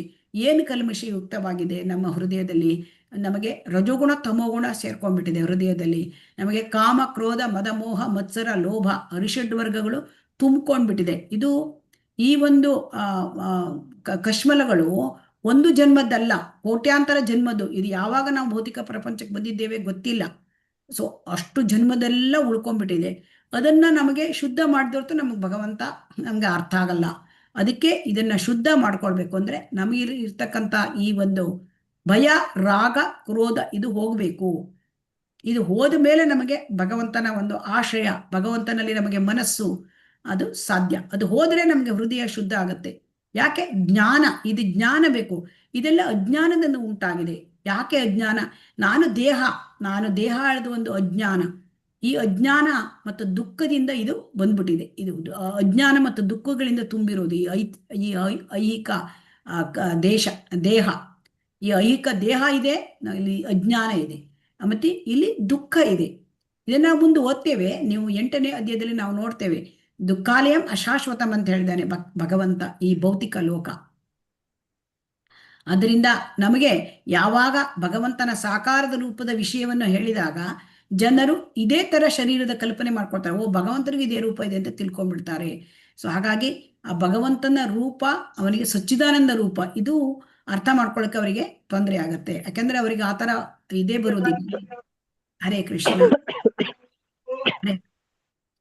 ಹರೇ ಕೃಷ್ಣ. ಮಾತಾಜಿ ಮ್ಯೂಟ್ ಮಾಡಿ ಅವರಿಗೆ. ಹಾಗಾಗಿ ಈ ರೀತಿಯಾಗಿ ನಮಗೆ ಭಗವಂತನ ತಿಳ್ಕೊಳ್ಬೇಕು ಅಂದ್ರೆ ನಮ್ಗೆ ಇದೆಲ್ಲ ಹೋಗಬೇಕು. ಕ್ರೋಧ, ಭಯ, ಮತ್ತೆ ನಮಗೆ ರಾಗ, ಅಟ್ಯಾಚ್ಮೆಂಟ್ಸ್. ಮುಖ್ಯವಾಗಿ ನಮಗೆ ಅಟ್ಯಾಚ್ಮೆಂಟ್ಸ್ ಹೋಗ್ಬೇಕು. ಅಟ್ಯಾಚ್ಮೆಂಟ್ಸ್ ಹೋದ್ಕೊಳ್ಳೆ ನಮಗೆ ಭಯವೂ ಕೂಡ ನಿಧಾನವಾಗುತ್ತೆ. ಯಾಕಂದ್ರೆ ಭಗವಂತನ ಭಯ ಬಂದಿರೋದು ಯಾಕಾಗಿ? ಐಹಿಕ ಜಗತ್ತಲ್ಲಿ ಕೃಷ್ಣ ವಿಸ್ಮೃತಿ, ಕೃಷ್ಣನನ್ನು ಮರೆತಿರೋದ್ರಿಂದ ಈ ಭಯ. ಯಾಕೆಂದ್ರೆ ಐಹಿಕ ಲೋಕದಲ್ಲಿ ನಾವು ಮಾಯೆಯಿಂದ ಆಕರ್ಷಿತರಾಗಿದ್ದೇವೆ, ಅದಕ್ಕಾಗಿ ಭಯ. ಆ ಭಯ ಮತ್ತು ಮೋಹ ಇದು ಹೋದ್ರೆ ನಮಗೆ ನೋಡಿ, ಇಲ್ಲಿ ಈ ಐಹಿಕ ಜಗತ್ತಲ್ಲಿ 3 ಮೋಹದ ಹಂತಗಳು. ಆಧ್ಯಾತ್ಮಿಕ ಬದುಕಿನ ನಿರ್ಲಕ್ಷ್ಯ. ಆಧ್ಯಾತ್ಮಿಕ ಬದುಕಿದೆ ಅಂತ ಜನರಿಗೆ ಗೊತ್ತೇ ಇಲ್ಲ. ಆಮೇಲೆ ಒಂದು ಭೌತಿಕದಲ್ಲಿ ಹೆಚ್ಚಾಗಿ ನಮಗೆ ಈ ಐಹಿಕ ಬದುಕಿನ ಬಗ್ಗೆನೇ ನಾವು ಒಳಗೆ ಇಂದ್ರಿಯ ಭೋಗದಲ್ಲಿ ಒಳಗೊಳಗೆ ಹೋಗ್ಬಿಟ್ಟಿದ್ದೇವೆ. ಆಧ್ಯಾತ್ಮಿಕ ಬದುಕಿದೆ ಅಂತ ಅದರ ಬಗ್ಗೆ ನಿರ್ಲಕ್ಷ್ಯ. ಆಮೇಲೆ ವ್ಯಕ್ತಿತ್ವದ ಬಗ್ಗೆ ಭಯ, ಮತ್ತೆ ಬದುಕಿನ ನಿರಾಸೆಯಿಂದ ಉದ್ಭವವಾಗುವ ಶೂನ್ಯದ ಕಲ್ಪನೆ. ಇದೆಲ್ಲ ತೊಲಗಬೇಕಾಗತ್ತೆ ಅಂತ ಅಲ್ಲಿ ಭಗವಂತ ಹೇಳ್ತಾ ಇದ್ದಾನೆ. ಇದು ಹೇಗೆ ತೊಲಗುತ್ತೆ ಅಂದ್ರೆ ಇದು ಈ ರೀತಿಯಾದ ವೀತ, ರಾಗ, ಭಯ, ಕ್ರೋಧ ಎಲ್ಲ ಹೋಗ್ಬೇಕು ಅಂದ್ರೆ ಗುರುವಿನ ಮಾರ್ಗದರ್ಶನ ಬೇಕು. ಗುರುವಿನ ಮಾರ್ಗದರ್ಶನದಿಂದ ನಾವು ಸಂಪೂರ್ಣವಾಗಿ ಗುರುವಿನ ಆಶ್ರಯ ತಗೋಬೇಕು.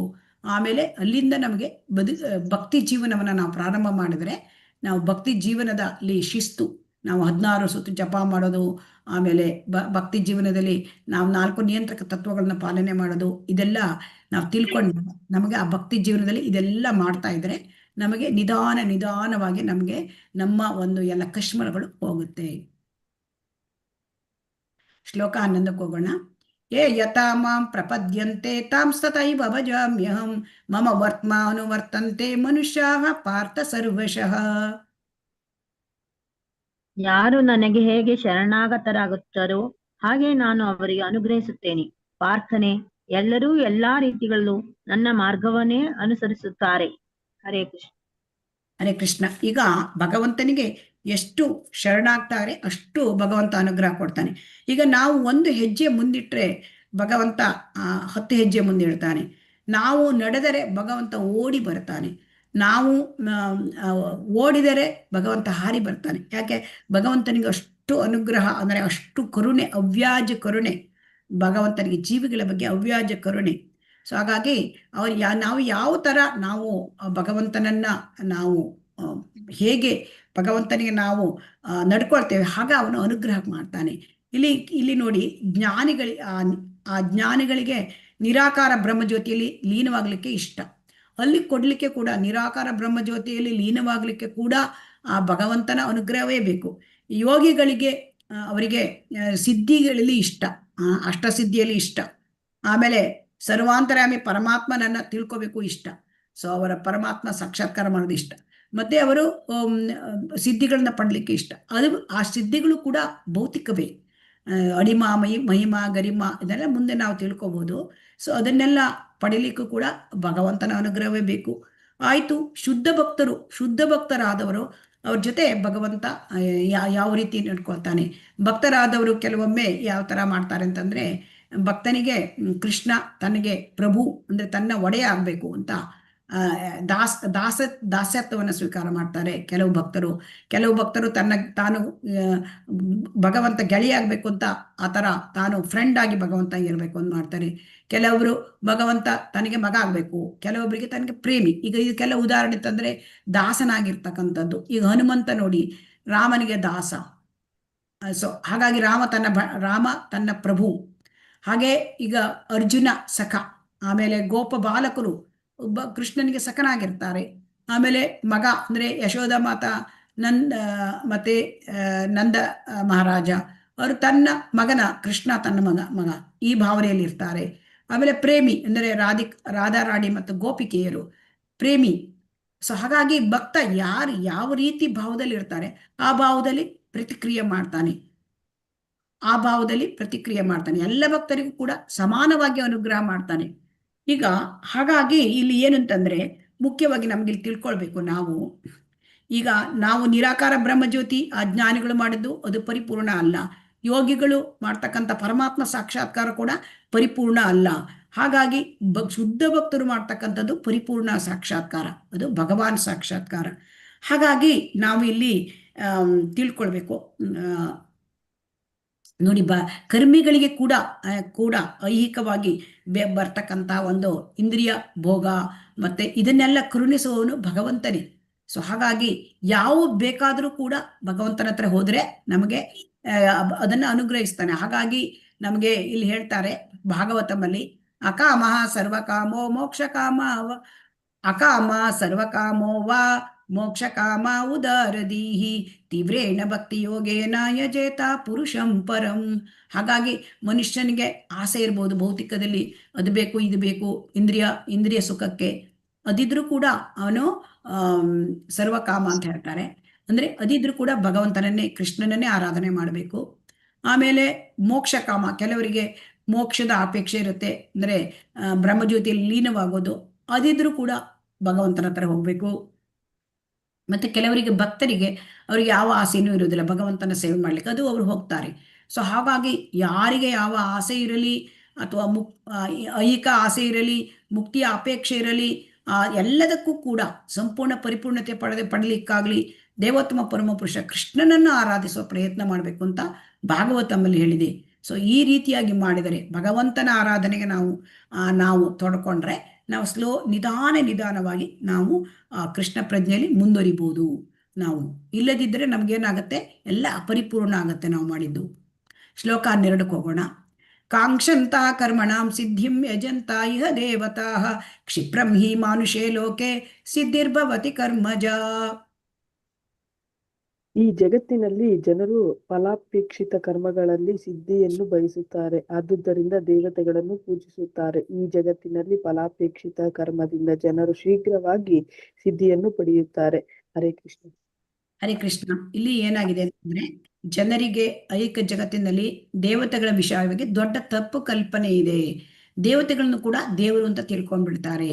ಸೊ ಅದಕ್ಕೆ ಇಲ್ಲಿ ಏನ್ ಹೇಳಿದೆ, ಬ್ರಹ್ಮ ಸಮಿತಿಯಲ್ಲಿ ಹೇಳಿದ್ದಾನೆ, ಈಶ್ವರ ಪರಮ ಕೃಷ್ಣ ಸಚ್ಚಿದಾನಂದ ವಿಗ್ರಹ ಅನಾದಿರಾದಿರ್ ಗೋವಿಂದ ಸರ್ವ ಕಾರಣ ಕಾರಣ.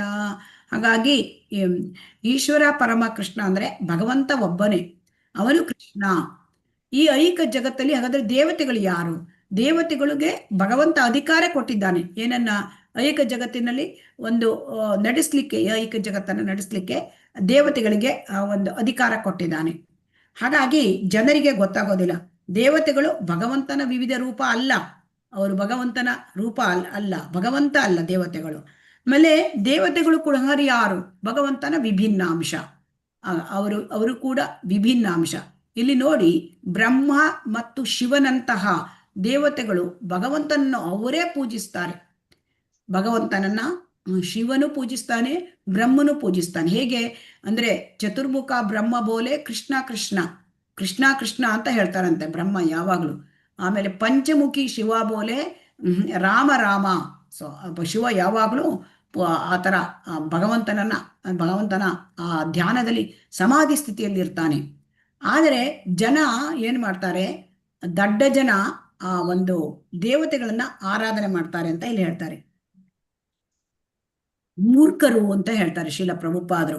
ಅಂದ್ರೆ ಮಾಯೆಯಿಂದ ಮಾಯಾ ಅಪಹೃತ ಜ್ಞಾನ, ಅಂದ್ರೆ ಮಾಯೆಯಿಂದ ಜ್ಞಾನವನ್ನು ಕಳ್ಕೊಂಡವರು. ಅವ್ರು ಏನ್ ಮಾಡ್ತಾರೆ, ಅವರಿಗೆ ತಕ್ಷಣ ಭೌತಿಕವಾಗಿ ಅವರಿಗೆ ಫಲ ಬೇಕು, ಏನಾದ್ರೂ ಬೇಕು ಅವರಿಗೆ. ಅದಕ್ಕೆ ಅವರು ಐಹಿಕ ಫಲಕ್ಕಾಗಿ ದೇವತೆಗಳನ್ನ ಆರಾಧನೆ ಮಾಡ್ಬಿಡ್ತಾರೆ. ಹಾಗಾಗಿ ಅವ್ರಿಗೇನ್ ಬೇಕು? ಭೂಮಿ ಬೇಕು, ಕುಟುಂಬದಲ್ಲಿ ಅನೇಕ ಸಮಸ್ಯೆಗಳಿರ್ತವೆ, ಅದು ಕೂಡ ಸರಿಯಾಗಬೇಕು. ಭೋಗ ಸಾಮಗ್ರಿಗಳು ಬೇಕು ಐಹಿಕದಲ್ಲಿ, ಅದಕ್ಕೆ ಶ್ರೀಮಂತಿಕೆ ಬೇಕು. ಇದನ್ನೆಲ್ಲ ಕೊಡ್ಲಿಕ್ಕೆ ಅಂದ್ರೆ ಆ ದೇವತೆಗಳನ್ನ ಅವರು ಆರಾಧನೆ ಮಾಡ್ಬಿಡ್ತಾರೆ. ಆದರೆ ಏನಾಗಿದೆ, ದೇವತೆಗಳನ್ನ ಆರಾಧನೆ ಮಾಡಿದ್ರು ದೇವತೆಗಳಿಗೆ ನೇರವಾಗಿ ಕೊಡ್ಲಿಕ್ಕೆ ಬರೋದಿಲ್ಲ.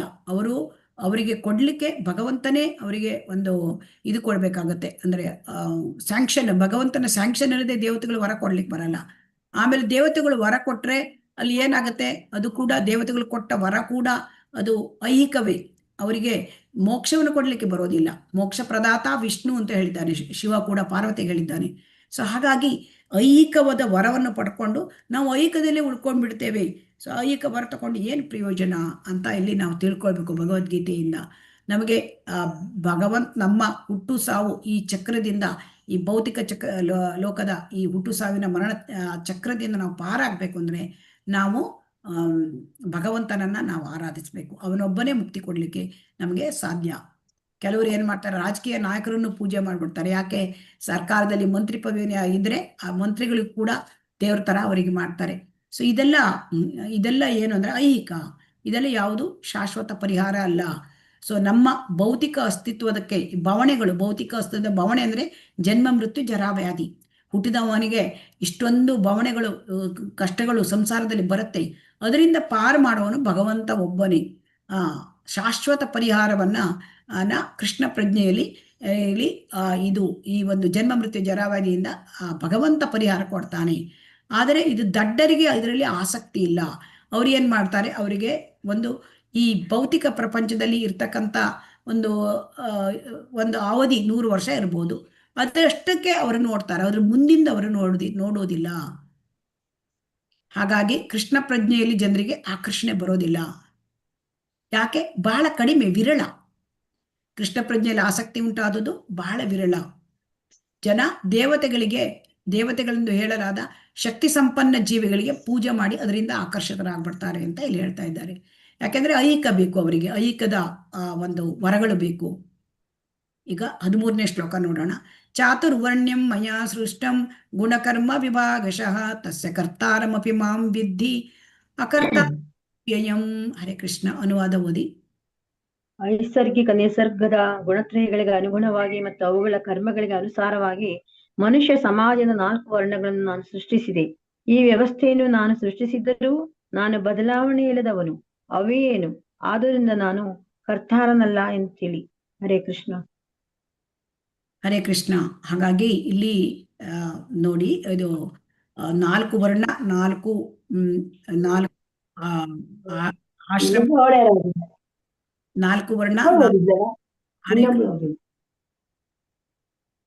ಹರೇ ಕೃಷ್ಣ. 4 ವರ್ಣ ಮತ್ತು 4 ಆಶ್ರಮಗಳನ್ನ ಸೃಷ್ಟಿ ಮಾಡಿದವನೇ ಭಗವಂತ. ಯಾಕೆ ಮಾಡಿದಾನೆ? ಎಲ್ಲವೂ ಕೂಡ ಸೃಷ್ಟಿಯಲ್ಲಿ ಭಗವಂತನಿಂದಲೇ ಬರುತ್ತೆ. ಅಹಂ ಸರ್ವಸ್ಯ ಪ್ರಭವೋ ಮತ್ತಃ ಸರ್ವಂ ಪ್ರವರ್ತತೆ. ಇದನ್ನು ನಾವು 10ನೇ ಅಧ್ಯಾಯದಲ್ಲಿ ನೋಡ್ತೇವೆ. ಎಲ್ಲವೂ ಕೂಡ ಭಗವಂತನಿಂದ ಬರುತ್ತೆ. ಅದೇ ತರಹ ಭಗವಂತ ಇಲ್ಲಿ 4 ವರ್ಣ 4 ಆಶ್ರಮ ಮಾಡಿದ್ದಾನೆ. ಯಾವುದು 4 ವರ್ಣ? ಬ್ರಾಹ್ಮಣ, ಕ್ಷತ್ರಿಯ, ವೈಶ್ಯ, ಶೂದ್ರ ಅಂತ. ಅದು ಯಾವ ಆಧಾರದ ಮೇಲೆ ಮಾಡಿದ್ದ ಅಂದ್ರೆ ಗುಣ ಮತ್ತು ಕರ್ಮಗಳ ಆಧಾರದ ಮೇಲೆ. ಅಂದ್ರೆ ನಾವು ಹುಟ್ಟಿನಿಂದ ಅಲ್ಲ. ಬ್ರಾಹ್ಮಣ ಅಂದ್ರೆ ಸತ್ವಗುಣ ಇರಬೇಕು, ಆವಾಗ ಮಾತ್ರ ಬ್ರಾಹ್ಮಣ. ಆಮೇಲೆ ಕ್ಷತ್ರಿಯನಲ್ಲಿ ಏನಿರುತ್ತೆ ಅಂದ್ರೆ ಅಲ್ಲಿ ರಜೋಗುಣ ಇರ್ತದೆ ಕ್ಷತ್ರಿಯನಿಗೆ. ವೈಶ್ಯನಿಗೆ ರಜೋಗುಣ ಮತ್ತು ತಮೋಗುಣ ಇರುತ್ತೆ. ಶೂದ್ರನಿಗೆ ತಮೋಗುಣ.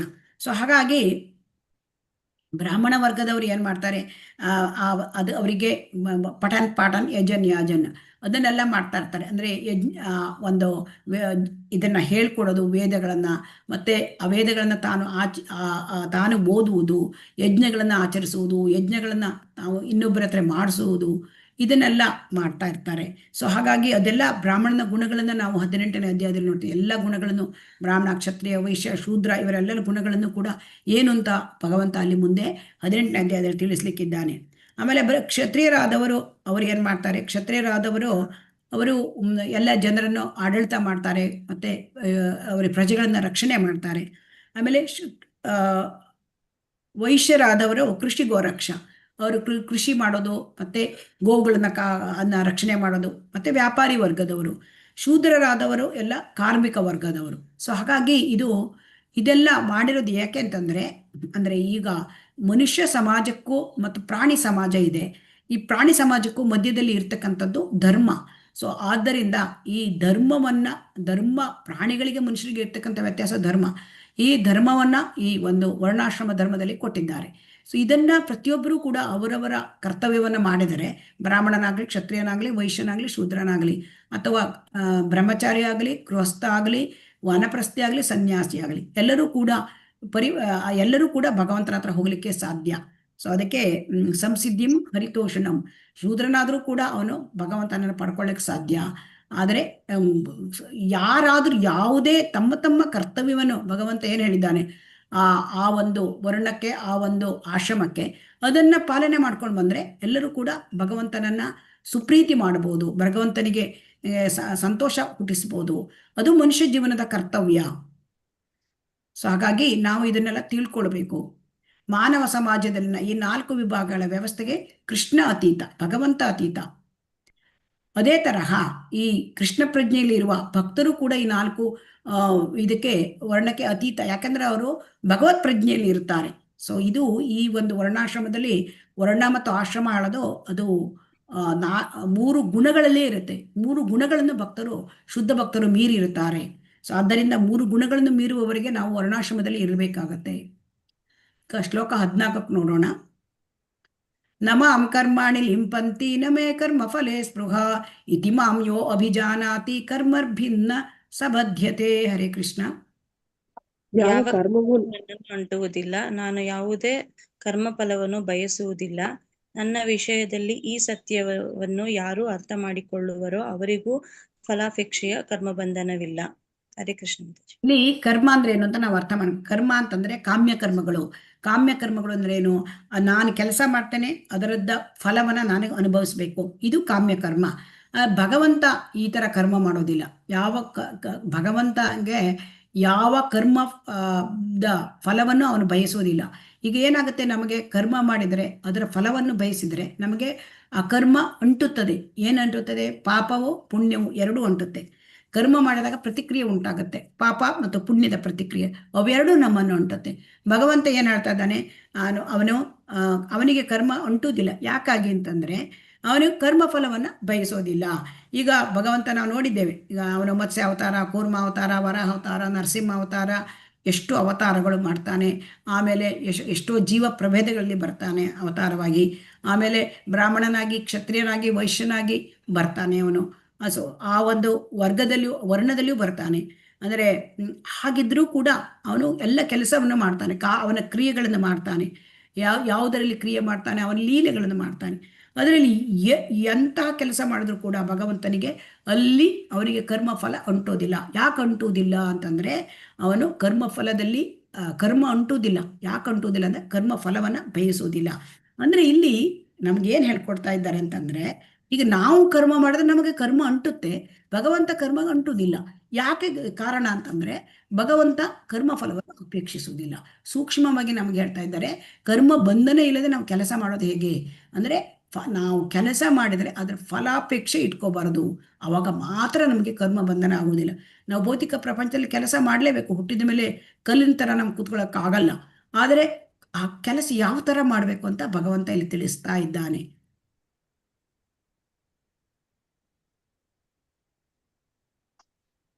ಫಲಾಪೇಕ್ಷೆ ಇಲ್ಲ ಕೆಲಸ ಮಾಡಿದ್ರೆ ಮಾತ್ರ ಆ ಒಂದು ಕರ್ಮ ಬಂಧನದಿಂದ ಹೊರಗೆ ಬರಬಹುದು. ಫಲಾಪೇಕ್ಷೆ ಇದ್ದು ಕೆಲಸ ಮಾಡಿದ್ರೆ ಕರ್ಮ ಫಲಗಳಲ್ಲಿ ಸಿಕ್ಕಿಕೊಳ್ತಾನೆ. ನಾವು ಕರ್ಮ ನಮ್ಮ ಪುಣ್ಯ ಪಾಪ ಎರಡೂ ಇದ್ರೆ ಮತ್ತೆ ಅದನ್ನು ಅನುಭವಿಸ್ಲಿಕ್ಕೆ ಮತ್ತೆ ಭೌತಿಕ ಪ್ರಪಂಚದಲ್ಲಿ ನಮಗೆ ಜನ್ಮ ಬರುತ್ತೆ. ಅದಕ್ಕಾಗಿ ಇದನ್ನ ಈ ರೀತಿ ಯಾವ ರೀತಿ ಕೃಷ್ಣ ಕೆಲಸ ಮಾಡ್ತಾನೆ, ಭಗವಂತ ಕೆಲಸ ಮಾಡ್ತಾನೆ, ಅದು ಬಹಳ ಮುಖ್ಯ. ಅದಕ್ಕೆ ಪರಮ ಸತ್ಯವನ್ನು ಬಲ್ಲವನು ಕೃಷ್ಣ ಪ್ರಜ್ಞೆ ನೆಲಗೊಂಡ ಮುಕ್ತಾತ್ಮ. ಅದಕ್ಕೆ ಹೇಳ್ತಾರೆ, ಜನ್ಮ ಕರ್ಮ ಚಮೇ ದಿವ್ಯಂ ಯೋವೇತಿ ತತ್ವತಃ ತ್ಯಕ್ತ್ವಾದೇಹಂ ಪುನರ್ಜನ್ಮನ ವಿದ್ಯತೆ. ಇದೊಂದು ಲಾಸ್ಟ್ ಶ್ಲೋಕ ಮಾಡಿ ನಾನು ನಿಲ್ಲಿಸ್ತೇನೆ, ಮತ್ತೆ ನಾಳೆ ಮುಗಿಸೋಣ. ಶ್ಲೋಕ 15. ಏವಂ ಜ್ಞಾತ್ವಾ ಕೃತಂ ಕರ್ಮ ಪೂರ್ವೈರಪಿ ಮುಮುಕ್ಷುಭಿಃ ಗುರು ಕರ್ಮೈವ ತಸ್ಮಾತ್ ತ್ವಂ ಪೂರ್ವೈಃ ಪೂರ್ವತರಂ ಕೃತಂ. ಹರೇ ಕೃಷ್ಣ. ಅನುವಾದ ಓದಿ. ಪ್ರಾಚೀನ ಕಾಲದ ಎಲ್ಲಾ ಮುಕ್ತಾತ್ಮರು ನನ್ನ ದಿವ್ಯ ಸ್ವಭಾವವನ್ನು ಹೀಗೆ ಅರ್ಥ ಮಾಡಿಕೊಂಡು ಕರ್ಮವನ್ನು ಮಾಡಿದರು. ನೀನು ಅವರ ಹೆಜ್ಜೆಯನ್ನು ಅನುಸರಿಸಿ ನಿನ್ನ ಕರ್ತವ್ಯವನ್ನು ಮಾಡಬೇಕು. ಹರೇ ಕೃಷ್ಣ ಮಾತಾಜಿ. ಕೃಷ್ಣ ಈಗ ಏನ್ ಹೇಳ್ತಾ ಇದ್ದಾರೆ, ನಾವು ಹೇಗೆ ಕೆಲಸ ಮಾಡಬೇಕು, ಕರ್ತವ್ಯ ಹೇಗೆ ಮಾಡಬೇಕು. ಅರ್ಜುನ, ನೀನ್ ಹೇಗೆ ಕರ್ತವ್ಯ ಮಾಡಬೇಕು ಅಂತ ಅರ್ಜುನನಿಗೆ ಹೇಳಿದ್ದು ನಮಗೆ. ಹೇಗೆ ಅಂತಂದ್ರೆ ಸೂರ್ಯ ದೇವತೆ ವಿವಸ್ವಾನು. ಆಮೇಲೆ ಅವನು ಭಗವಂತನ ಆ ಒಂದು ಹೇಗೆ ಕೆಲಸ ಮಾಡಿದ ಭಗವಂತನಿಂದ ಅವನು ಭಗವದ್ಗೀತೆ ಕಲಿತಿದ್ದಾನೆ. ವಿವಸ್ವಾನು ಅವನು ಕೃಷ್ಣ ಪ್ರಜ್ಞೆಯಲ್ಲಿ ಕೆಲಸ ಮಾಡಿದ. ಅಂದ್ರೆ ಆ ಕರ್ಮ ಫಲಕ್ಕೆ ಇಷ್ಟಪಡದೆ, ಆಪೇಕ್ಷೆ ಪಡದೆ ಅವನು ಕೆಲಸ ಮಾಡಿದ. ಹಾಗೆ ಇಲ್ಲಿ ಏನ್ ಹೇಳ್ತಾ ಇದ್ದಾರೆ, ಹಿಂದಿನ ಅಂದ್ರೆ ಎಷ್ಟೋ ಜನ ಮುಕ್ತಾತ್ಮರು ಹೇಗಾದ್ರು, ಅವರು ಭಗವಂತನ ದಿವ್ಯ ಸ್ವಭಾವ ಅರ್ಥ ಮಾಡ್ಕೊಂಡ್ರು. ಏನು, ಭಗವಂತ ಕರ್ಮ ಮಾಡಿದ್ರೆ ಅವನ ಕರ್ಮಗಳು ಯಾವುದೂ ಕೂಡ ಕರ್ಮ ಫಲಕ್ಕೆ ಅವನು ಅಪೇಕ್ಷೆ ಪಡೋದಿಲ್ಲ, ಅವನು ಕರ್ಮದಲ್ಲಿ ಅಂಟುವುದಿಲ್ಲ. ಸೊ ಹಾಗಾಗಿ ಅವರು ಅದನ್ನ ಅನುಸರಿಸಿದ್ರು, ಅವರು ಮುಕ್ತಾತ್ಮರಾದರು. ಹಾಗೆ ಅರ್ಜುನ, ನೀನು ಅವರ ಹೆಜ್ಜೆಯನ್ನು ಅನುಸರಿಸಿ ಕರ್ತವ್ಯವನ್ನು ಮಾಡಬೇಕು. ಅಂದ್ರೆ ಜೀವಿಗಳಿಗೆ ಭಗವಂತ ಹೇಳ್ತಾ ಇದ್ದಾನೆ, ಅರ್ಜುನ ಜೀವಿಗಳನ್ನ ಪ್ರತಿನಿಧಿಸುತ್ತಾನೆ. ಸೊ ಹಾಗಾಗಿ ಕೃಷ್ಣನ ಹಿಂದಿನ ಮತ್ತೆ ಇತರ ಶಿಷ್ಯರೆಲ್ಲ ಕೃಷ್ಣನ ನಿರ್ಮಿಸಿದ ಕರ್ತವ್ಯಗಳಲ್ಲಿ ನಿರತರಾಗಿದ್ದವರೆಲ್ಲ ಮುಕ್ತಾತ್ಮರಾದರು. ಹೇಗೆ, ಅವರು ಈ ಕರ್ಮಫಲದಲ್ಲಿ ಆಸಕ್ತಿ ಇಲ್ಲದೆ ಕರ್ಮ ಬಂಧನವನ್ನು ಅವರು ಕಳ್ಕೊಂಡ್ರು. ಸೊ ಅವರನ್ನ ನಾವು ಫಾಲೋ ಮಾಡಬೇಕು ಅಂತ ಇಲ್ಲಿ ಹೇಳ್ತಾ ಇದ್ದಾನೆ. ಸೊ ಕರ್ಮವನ್ನು ನಾವು ಹೇಗೆ ಮಾಡಬೇಕು ಅಂದ್ರೆ ಹಿಂದಿನ ಎಲ್ಲ ಮುಕ್ತಾತ್ಮರುಗಳು, ಆಚಾರ್ಯರುಗಳು ಯಾವ ರೀತಿ ಮಾಡಿದ್ದಾರೆ ಅವರನ್ನು ನಾವು ಅನುಸರಿಸಬೇಕು ಅಂತ ಇಲ್ಲಿ ಹೇಳ್ತಾ ಇದ್ದಾರೆ. ಅದಕ್ಕೆ ಕೋಟ್ಯಂತರ ವರ್ಷಗಳ ಹಿಂದೆ ತನ್ನಿಂದ ಈ ಕಲೆಯನ್ನು ಕಲಿತ ಸೂರ್ಯ ದೇವನ ಕಾರ್ಯಗಳನ್ನು ಆದರ್ಶವಾಗಿ ಹೇಳುತ್ತಾನೆ. ಹಾಗಾಗಿ ಅದನ್ನ ಆ ಆದರ್ಶ ಇಟ್ಕೊಂಡು ನಾವು ಜೀವನ ಮಾಡಬೇಕು, ಕರ್ತವ್ಯ ಮಾಡಬೇಕು ಅಂತ ಹೇಳ್ತಾ ಇದ್ದಾರೆ. ಇಲ್ಲಿಗೆ ನಾವು ನಿಲ್ಲಿಸೋಣ. ಈ ಒಂದು ನಾಳೆ ಮತ್ತೆ ಇದನ್ನು ಮುಂದುವರಿಸೋಣ. ಹರೇ ಕೃಷ್ಣ. ನಾಳೆ ಸ್ವಲ್ಪ ಮುಂಚೆ ಬಂದರೆ ಒಳ್ಳೇದಾಗತ್ತೆ. ಹರೇ ಕೃಷ್ಣ.